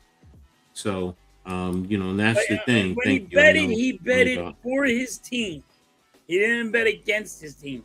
Means he wasn't shaving points. Mm-hmm. Now, that's the only way you can look at it that you could say is the positive. He's not trying to shave points. There are referees in basketball that have been caught for shaving points. I think that's only in college, right? No. It was in the NBA. It was the NBA. It was in the NBA. But there's coaches in college. Referees in college that shave points. Mm-hmm. So. Yeah, no, you had the kid at TCU, at Texas Tech right now, who, because he bet, and look, he he's not getting an opportunity. So, I feel McGuire cheat bad when he played. Look, we can argue, and I think that's what he's talking about, McGuire. I think that we cheated. That's facts. We can say we think such and such is our opinion. Yes, we don't know for a fact. It's just our opinion. So, and that's the beauty of it. That's the beauty of having the opinions and having discussions like this, because you know what? We may end up changing because we see something that, we're wrong. I ain't got no problem saying when I'm wrong. So, after 1990, they outlawed betting. Betting in baseball is illegal when like it or not, but Pete should be in since he passed. So, we know what you meant, McGuire. Yeah, you meant Mark McGuire. Yeah. Mark McGuire got caught doing steroids. Listen, Barry Bonds. I think Barry Bonds should do it, but when he got caught for steroids, he was doing steroids to get back onto the field, and that's what the doctors gave him. But that's what I mean when I say baseball has the highest drug thing, where you can't get away with the sniffles. Mm-hmm. In baseball. Football, yes. Basketball, yes. Hockey, yes. Yeah. All of them. So. But in baseball, the drug testing is through the roof. Mm-hmm. Sosa with the loaded bat. He can lie and say he didn't mean that. I will say this. Here's the thing that, and we talk about this one is cheating during this time frame. I'm sorry, ladies and gentlemen. I strongly believe this. No proof. It's just my opinion. I think everybody during that time frame was doing it. They're just the most notable, but there were pitchers who, and I've heard the stories. I've heard the stories. Look, Come on, you got pitchers. They got freaking pine exactly on their head, and you're like, yo, wait a minute, look, see this dark spot right here? That is bringing pine, and they wipe it off. Look, you know what I mean? That's cheating when you're trying to get a grip. Yes, when you're doing thumbnails onto the field, and you have freezer checking on because you want more description on the ball, and you're sanding your hand down. Did it? That's why I say, you know what? Put them all in. You want to say put an asterisk? Everyone during that time frame that you really think so, fine. And let people make their own decisions. A lot of pitchers done. You want to know probably the most people that cheat the most are pitchers in baseball. Mike, we know that. We know that. But, the thing is, when you do get a prescription from a doctor, that's the whole point. You still have to go. You still have to go through the major league to let them know. A process, Mike. Yeah. You got to go to the Major League Baseball and say, "Hey, I got a prescription from my doctor." Mm-hmm. They go to their doctor and say, "Hey, does this guy have to have this certain prescription?" And he can say yes or no. And they go by that. Look. So if there's a steroid in it, can you have one that don't have a steroid in it or something of that effect that would seem like it's a steroid, then that's what would have to occur. Athletes cheat. Not just one particular sport, not just baseball, not just basketball, not just football, not just... Dude. Listen, you get underneath the pile. Somebody's bending a finger, breaking somebody's finger. So look. Somebody's punching somebody in the side. I mean, there's cheating in all sports. Again, you get hurt in all sports, and steroids medically, as long as you have a doctor's prescription and it goes through the process, every league will say, no, he's medically cleared and it's fine. It's not giving him an advantage.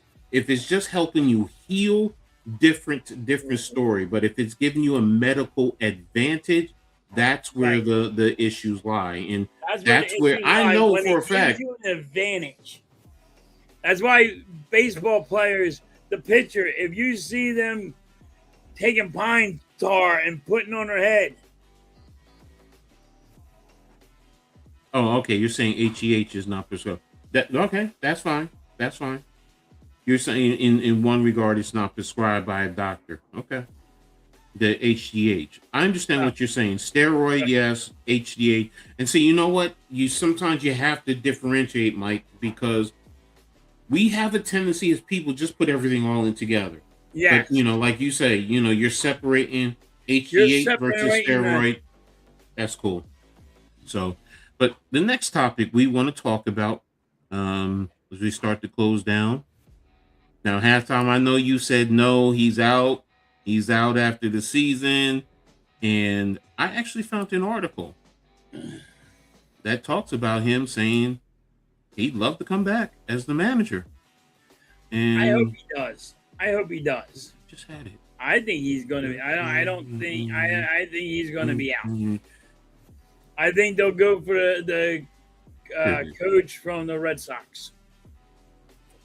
And here's the article. Come on, open up. Here it is. Sorry, I should have said it. This is on Ring the Bell, which is a Phillies. It's not associated, but Todd Zola wrote in mid-research, Emmanuel welcomes the idea of staying on as Phillies managers. The Phillies have been the second best team in baseball since Don Mattingly became interim manager April 28th. Perhaps they will remove the interim tab. Perhaps he will manage next year. Mattingly would welcome the opportunity. He told ESPN Busters Only before Wednesday's game that he will return next year as the manager if Phillies president Dombrowski offered him the job. He reiterated, sorry, here it is. I like doing it. I didn't come here to do it, but I actually like doing it.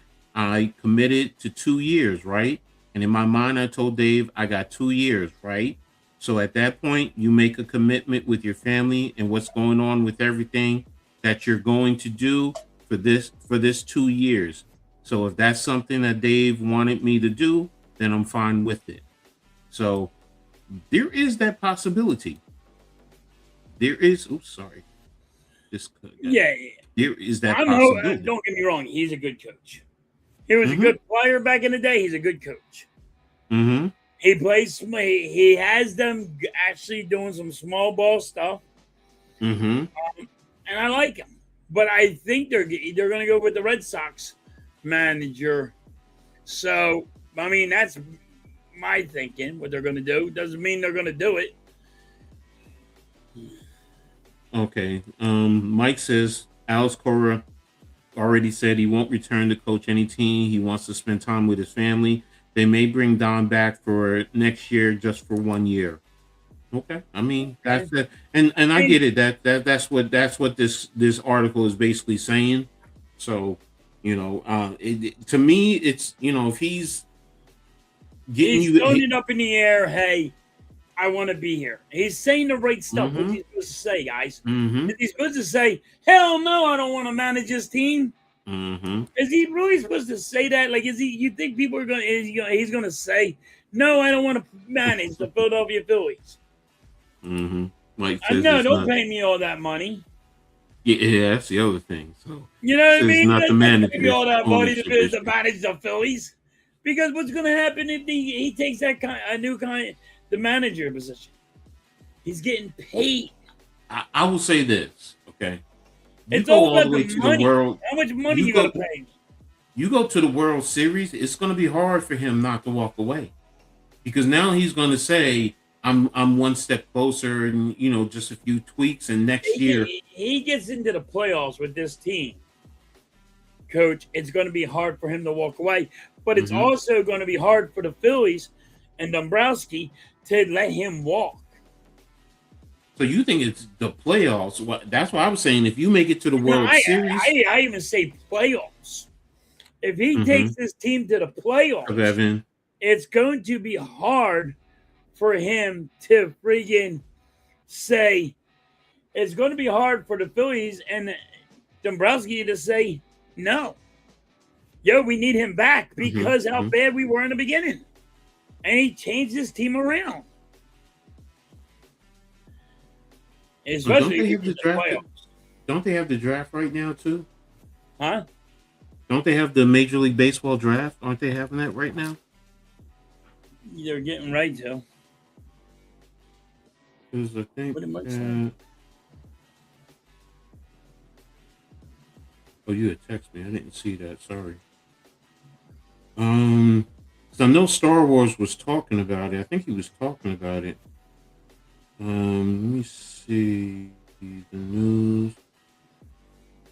They are in trouble the next few years, ain't they, Mike? I'll agree with you on that. I'm telling you, Dombrowski really hurt this team. He's got to go. Oh wow! Does Phillies have 6 players who are all-stars? Yeah. I didn't know that. Okay. Jesus Luzardo. We got 3 pitchers in there. Yankees have 4. We got 3 pitchers, and then we have Harper, Schwarber, and Marsh. Marsh has been lighting up for the Phillies this year. I don't know what that dude's doing, but he has turned it around. Yeah, Marsh, Harper, Schwarber, and Duran. July 11th is the start of the draft. Oh, okay. Because I know he was talking about. What's up, Jason? Thanks for tapping in, man. Appreciate you. Another great content creator on the hardcore sports. Check out him and his brothers on stream. The Burrow breakdown. They talk Mets, Yankees, and the Nets. So Good, Jason. good job. So Evan says draft is on right now. It is the 11th. Oh yeah, today's the 11th. Duh. Why did I think today's the 10th? I'm dumb. Browski. Yo, I thought it was the 10th. In a bad way. Said it before. He's the worst at contracts and money. He is. Oh. He really hurt us. Well, I mean, with the draft, what do you guys need then to help? Everything. What don't we need? You know what we need the most? Mm-hmm. I guess it'd be fucking pitching. Our bullpen sucks ass. Detroit just whooped the shit out of us. Nola sucks.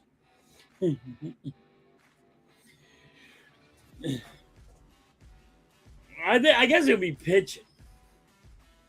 Well, I know you always talk about the bullpen. Are you talking about starting or bullpen? Bullpen. I just give me the bullpen right now.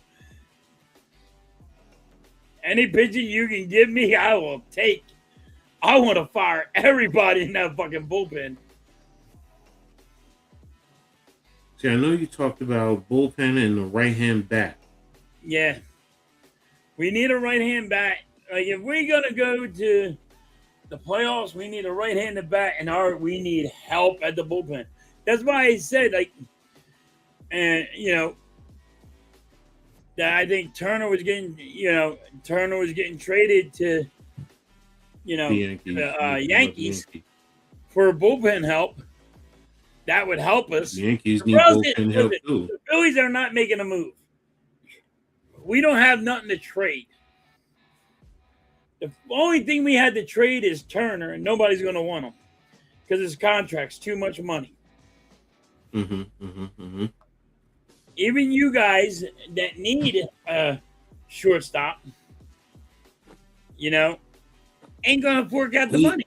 I know there's one in the farm system. I just read about that they were talking about bringing up. He's just needs a little bit more development because it sounds like they've given up on Volpe as the shortstop. So right. I don't know. So, but I mean, that's why I said Turner to the Yankees. They can't replace too many arms in the bullpen. They're just going to have to make some of these guys work. The problem is you can't listen. That's like saying, hey, halftime, go out there and fucking pitch. If you can't, you don't have it, you don't have it. He said, I can go to more, but I don't have 2 weeks. All right, Mike. I feel you, bro. I feel you. But Dandy Don, I will say this. For those of you who don't know, he's my all-time favorite Yankee. I'm telling you that now. Hands down. I know. I go back to look, I even saw Reggie Jackson play. So, that's how far back it was Don Mattingly, Dave Winfield were two of my favorite Yankees going back in the time. Don Mattingly was a good third baseman. I'm sorry? Third baseman?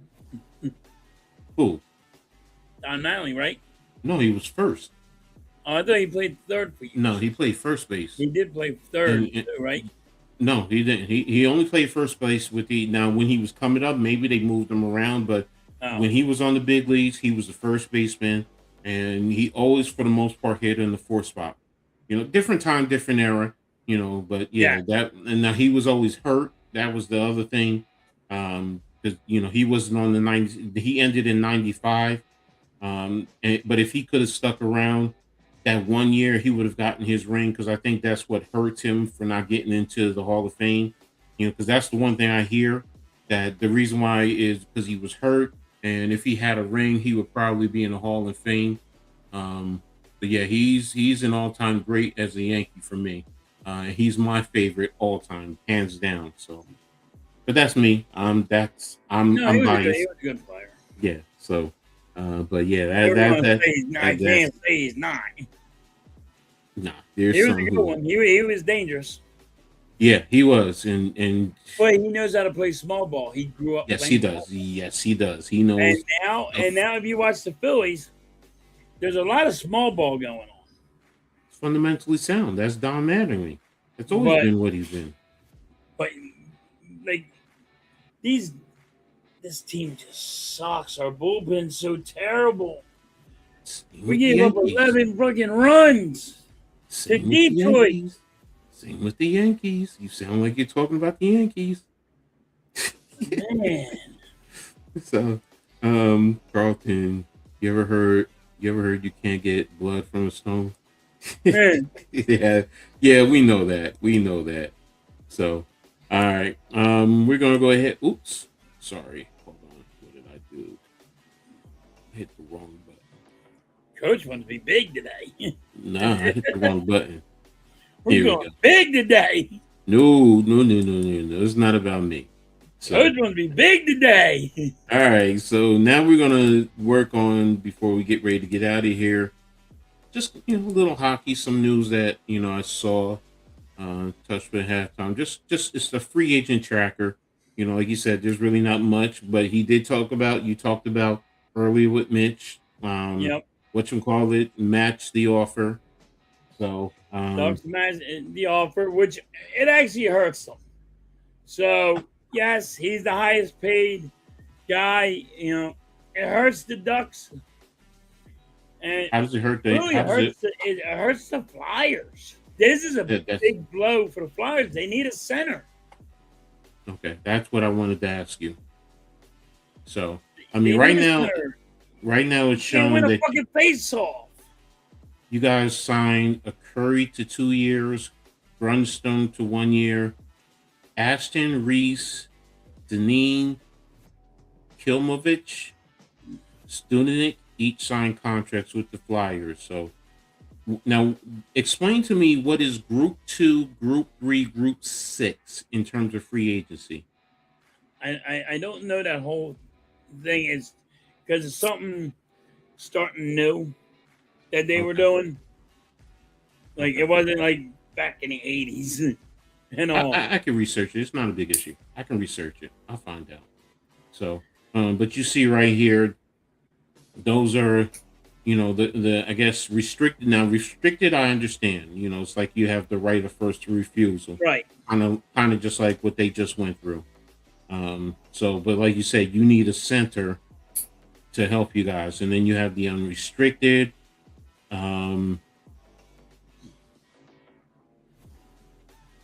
So Grunstrom, you just re-signed.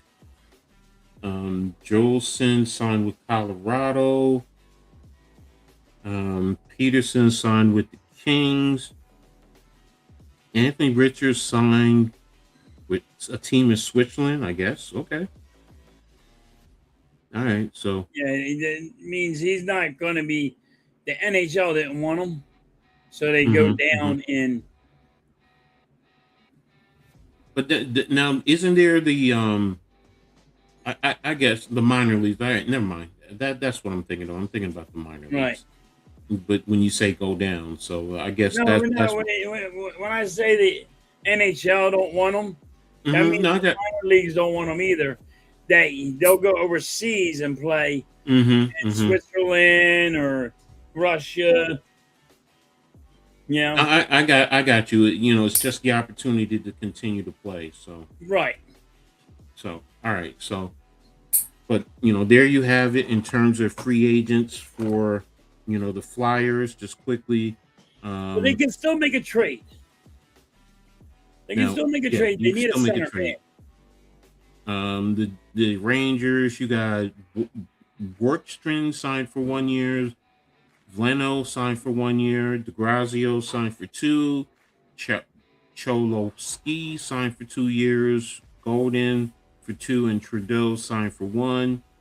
I guess they have the restricted. They have 1, 2, 3 Trudeau just signed, so they have 2 still restricted, and then they're unrestricted. I guess the unrestricted Group 3 means they're signed that way. Yeah, they can match offers. Yeah, they were signed with Washington, Florida, Vancouver. Some of them were locked down where you can't try to steal them away. Islanders got 4 guys that they signed to 1 year contract: Masili, Vanek, Kessel, Chaffee, and then the Devils, they have quite a few. They have 1, 2, 3, 4, 5, 6 guys who signed for 1 year and 3 who signed for 2 years. So, I heard you know, the they Flyers were trying to make a deal with Boston oh really? to get their center, but their center's kind of old. Mm-hmm. So see what happens. They're trying to get a Okay. center Well, in here. hold on. Here's teams. That's what I'm going to look for. That's what I should have looked for. And go to the Flyers first. Let me see real quick. You signed Tyson Forster to an 8-year contract extension. Forsberg, yeah. Is that new or is that old? That's a good move, but he's the injury bug. Oh, that's the first. Okay, so it's old. As long Okay, as he's it's not old. injured, we're good. All right, so there you have it.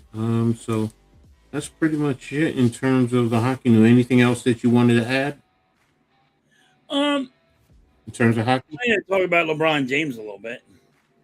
We ain't. Oh, go ahead. Doing that, Go ahead. right? There's nothing new on him. I'm sorry. Right? There's nothing No, new. there's on him. nothing new. I said there's. I heard it's only between Miami and the Sixers. I think he took everybody out off the list. Hold on. Let me pull up my phone real quick and see. I'm just trying to find that out, and you know more than I do. Basketball, NBA, LeBron James. Wemby signed the contract extension. Kevin Kawhi's on hold. Damn.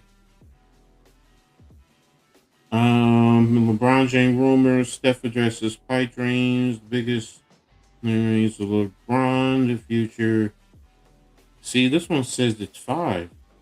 The Cavaliers, Heat, 76ers, Warriors, Timberwolves, and Nuggets. No, that's 6. 1, 2, 3, 4, 5, 6. I heard it went down. See, this is why I go to you, because right now it said I heard it was only down to the Heat and the Sixers. I'm looking right now on CBSSports.com at an article that was written yesterday by Robbie Kalan. So let me check ESPN also. I usually go to CBS Sports because for me they tend to be a little bit more. Actually, no. Let me look at the Athletic. Let me go to the Athletic and check out anything there.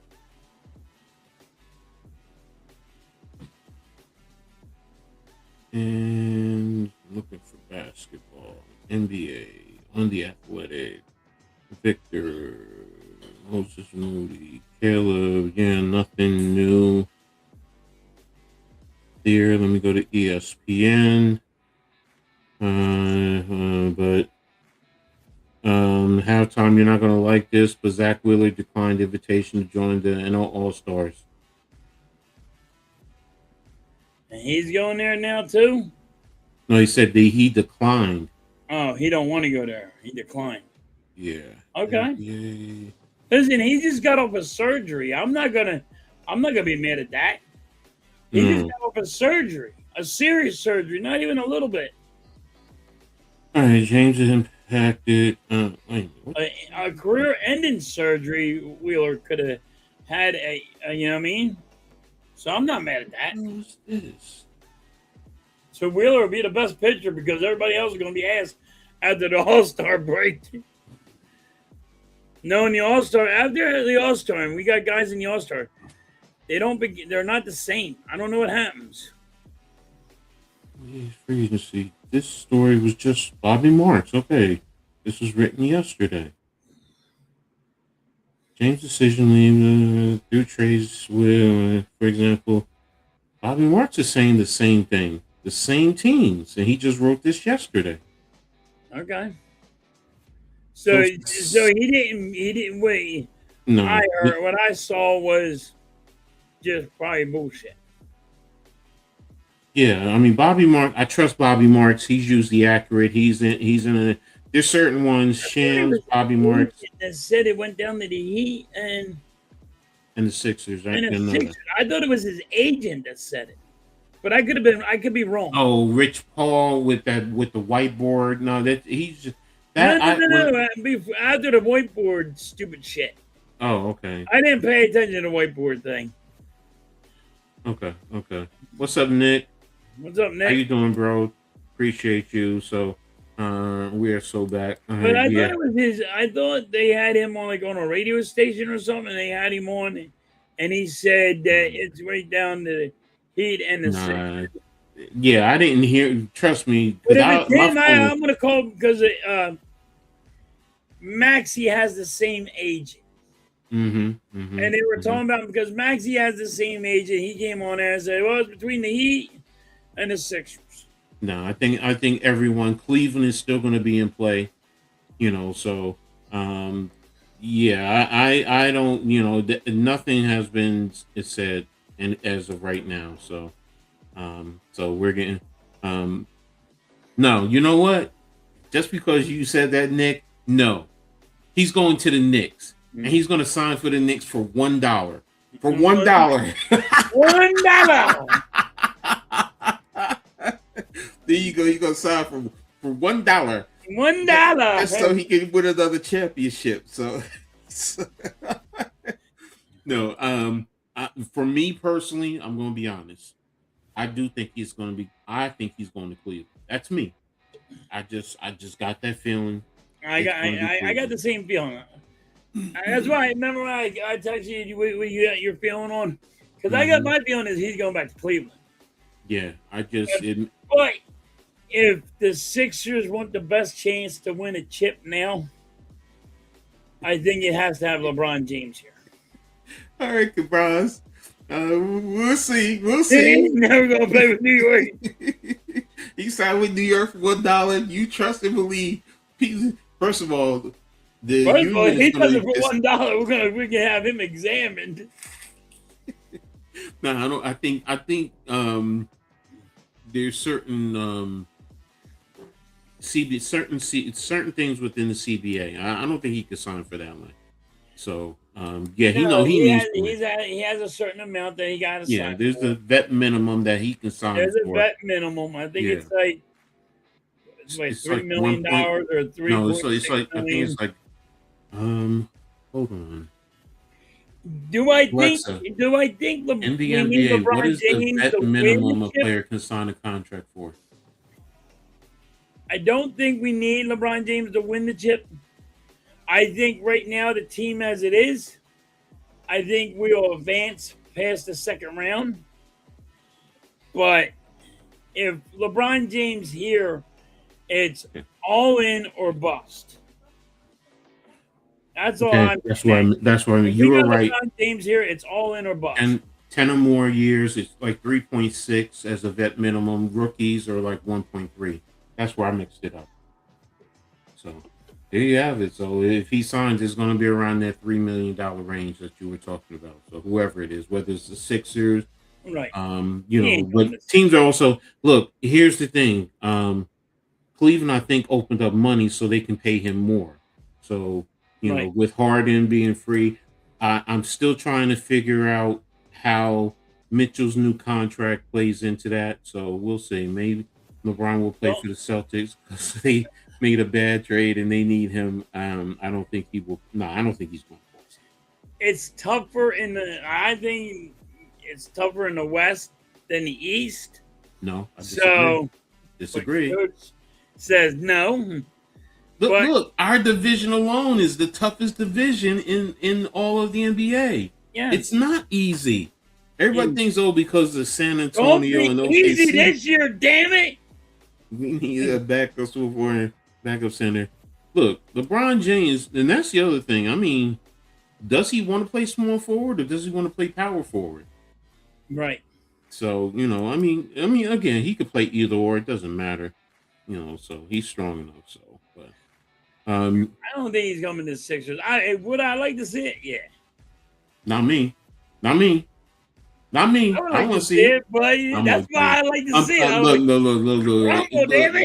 Look. If you know me, load it up. I always say I love competition. I don't run from competition. All jokes aside, If you get LeBron James, that's even better, because when the Knicks beat you, I don't want to hear nobody say anything, because the champ is here.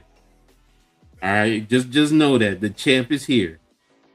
There's nothing anybody can say, because the champ is here, and just for the fun of it, here we go. So, Knicks in 5. Oh, stop it. Who's my team? I'm the Knicks. I'm a New York. I'm Giants. I'm Knicks. I'm Yankees. Rutgers. So if you know me, you follow me, you'll see me talk about Liberty, who just lost today. Yeah, I got my Knicks on. I got, look, the last time they won, before this one, I was 6 years old. So,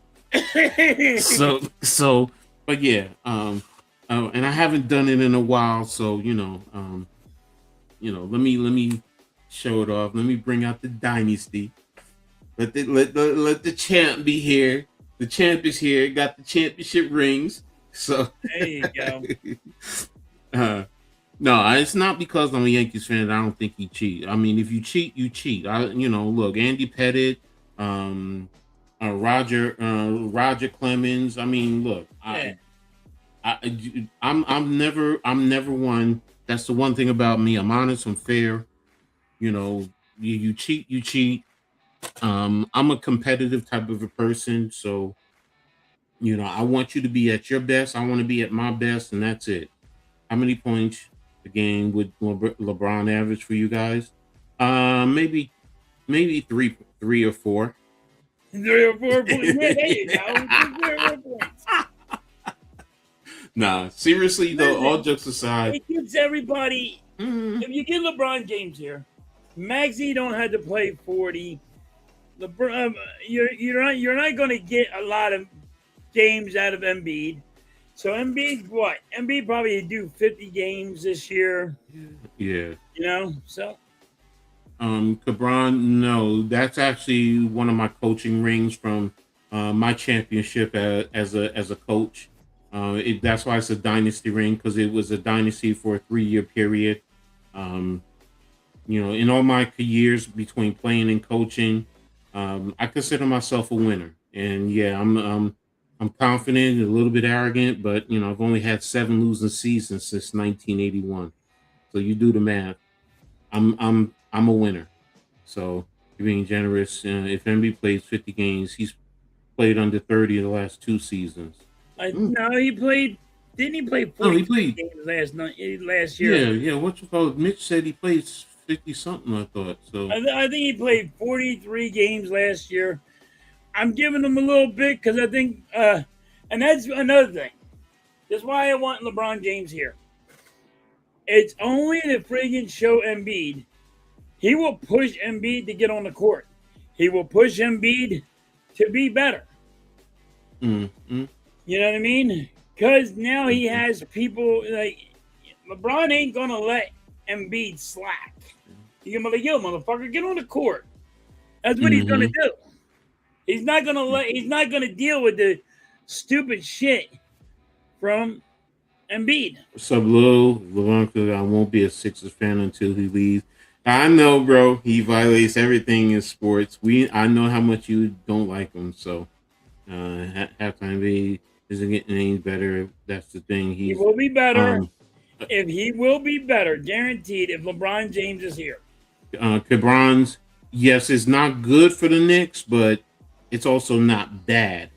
Because, look, you can make arguments. I really didn't like the Drummond signing, but offensively, he's much better than Mitchell Robinson. He's not good defensively.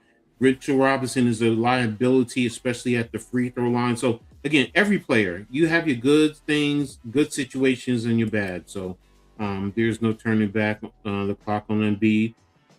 Well, I somebody has that magic fountain of youth juice, so you don't get worried about Embiid this year. LeBron constantly sits out games and is the biggest diva in sports.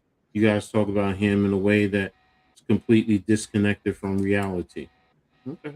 And I'm just going to sit back and watch the shit go down and watch the Look, bro. I'm not Lou. You know I'm not a Sixers fan. What does my son say? So Lou, look, the he's shit go not down. coming The here. We shit all go said down. he's going to the Celtics. Embiid can be MVP again. If we sign Bugs Bunny, hopefully he brings secret stuff. Yeah. All right. Halftime. What do you got? Are you streaming the Phillies game tonight? Yeah, I am streaming the Phillies game. Okay. What time is that one? And that is 6:10. All right. What about tomorrow? I'm gonna try. Okay. So I'm gonna try. sure I don't know. sure I know I can listen. I got to deal with Mrs. Halftime and the kids. I don't know what I'm doing. I never know my plans. Nah, I get you, bro. I get you. We're a fly-by-night family. So I don't make coach plans. impress you besides just a doer. Diawara did not impress me the first game. He didn't play a great game. Nickel did because he hit 6 3-pointers. He was 60% on 3-pointers, 6 for 10 overall. I mean, from 3, 6 for 11 overall. So he impressed me. Dadier was okay. He got 20 points, but a lot of his points was at the rim. So some people loved him, but me, it's like, if it ups his trade value, great. But again, Nickel, the kid we got from Vanderbilt, we talked about it earlier. They sure did. And you know what? Here you go. What's that? What is that goddamn actor's fucking name that I hate? Will Ferrell. Fuck that guy. That guy's a friggin' douchehead. Uh-oh. That jerk off with the playing Detroit. That jerk off goes, see, I'm the good luck for Detroit. You know what? Go pound sand. That fucking guy's just a jerk off. What a jerk off. I mean, this guy, they're beating the Phillies 11-2 or 11-1. I can't even remember it in here. This guy comes on and goes, because he went to the game and he's in the freaking booth, goes, I'm the good luck for Detroit. Yeah, fuck off, fucker. Will Ferrell sucks ass. He really does.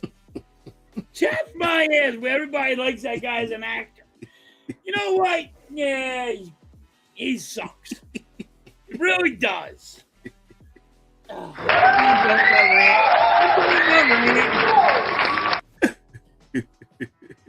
right, you said you're done. Okay. He can go pound. How many times a day do you think that's this friggin'? Probably 100 times a day. So there you have it. So, all right. So halftime is going to be streaming tonight. The Phillies game. Make sure you guys tap in. Tune in tomorrow on the Hardcore Sports Network. If you come back and rewatch this, make sure you hit the like button. Make sure you hit the like on Halftime's channel, Coach Ed Sports, the Hardcore Sports Network, the Aboriginal Sports Network. Really appreciate you guys. Thank you guys for always rocking with us. Go check out Mrs. Halftime's channel. She just put something new out there about her cancer and all. And it's actually a pretty good, cool one. Go on to Mrs. Halftime's channel and check her out. Do you have the link to the channel that we could put in the chat? I don't have the link. Hold on. Let me see if I can find it. Mrs. Halftime has a channel. Just go on to Mrs. Halftime YouTube. Yeah, I'm on YouTube right now. That's what I'm looking for. She had a good video. Guys, go check that out. See if I can get it. If she's Mrs. Halftime.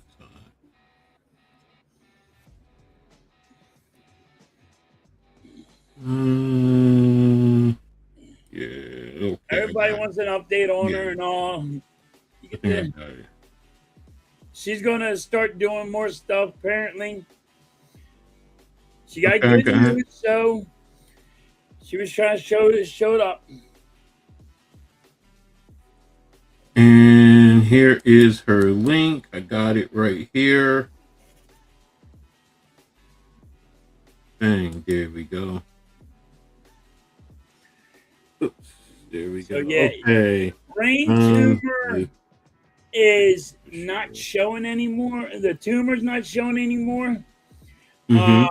So, like every 4 months, she is going to always have to be checked on because it always can come back. All right, Lou. Prayers to you and your niece, bro. So glad she's doing great, though. Glad to hear She's that. doing great, Lou. Philly's coming up. Okay, and there's The Phillies are coming up, Star Wars. But you guys go check out Halftime's channel. It was really cool. All right, her channel's there. I put it up in the chat. Halftime Lou says, if you ever need resources, my sister is a nurse at Jefferson and has a lot of info because it's her daughter, obviously. So there you go. You got a resource there. Great news. Let's hope she keeps fighting. There you go. So she has 2 more treatments of cancer. So let's hope everything just dies down. Put a clip up with a neurosurgeon, so she's going to do another one. Keep fighting, Mrs. Halftime. We got your back. You know that. So make sure y'all, follow her. Go ahead, follow her. So I put it in there for you guys. So no excuses. So take the family to Chalice. I hope I said it right. Such good news. So you guys are great, phenomenal. So thank you guys all for the support. But we're gonna get ready to get up out of here. So again, halftime is later today. You know me with my routines. I'm definitely gonna be doing reading Attack on Monday. Got some things I got to get off my chest. Tuesday got the W. Wednesday got basketball with the pick and roll, as well as with my brother with Heart of the City. So we got a lot of stuff. Yankees have drafted Hunter D's pitcher with the 31st pick. Okay. So thank you, Victor, for that update, man. Appreciate it. So thanks for the update. But with that, we're ready to get up out of here, man. Everybody have a great Saturday. Enjoy the weather. Stay cool. Be with family. Enjoy your time. Coach, do you do WNBA? Yeah, I do WNBA. I have a show Tuesday night. Courtside View in the W with me, Leaf, and the Man Cave. We sit down, talk WNBA. We also stream games, Liberty games for the most part. So those women are physical, ain't they, Coach? Those women basketball ones are physical, ain't they? Yeah, they're physical. Yeah, they get at it. I mean, I love the freaking pushing and the attitude. Yeah. And don't worry, Philly's getting their team in 3 years. I think you got Cleveland, Detroit. It's either Detroit or Cleveland, Detroit, and then Philly. So, but they'll be getting, and that's what we need in the W. So it opens up more opportunity. I love the W. Been following it since day one. So, and I follow all teams, but I'm a Liberty fan, definitely. That's where my biggest passion. But I also love the game. I love the women. They're more fundamentally sound. So, I just love it.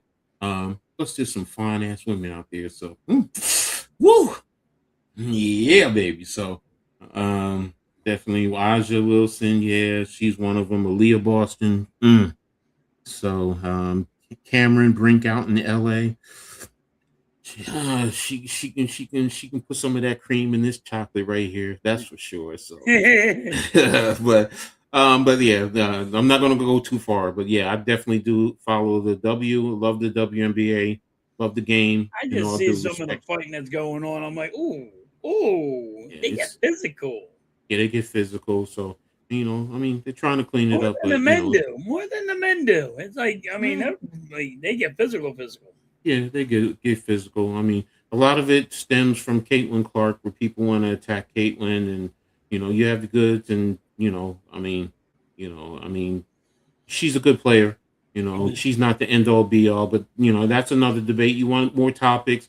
Tap in Tuesday night with me, Man Cave, and Leaf. We're going to talk courtside in the W. It's going to be on the hardcore, the Aboriginal, as well as my channel. So, I also have my Liberty channel, New York Liberty Courtside with Coach Ed. So, if you want to watch Liberty content, that's where I'm going to be at. So, but with that being said, we're going to get ready to get up out of here. I got things I want to do. Got my granddaughter here, so I want to go chill with her for a minute before her mama come get her. So, but with that being said, everyone be safe. Have a great one. And we'll be back next week. So y'all have a good one. What do you always say before we get out of here halftime? Catch you guys on a rebound. Peace. Peace.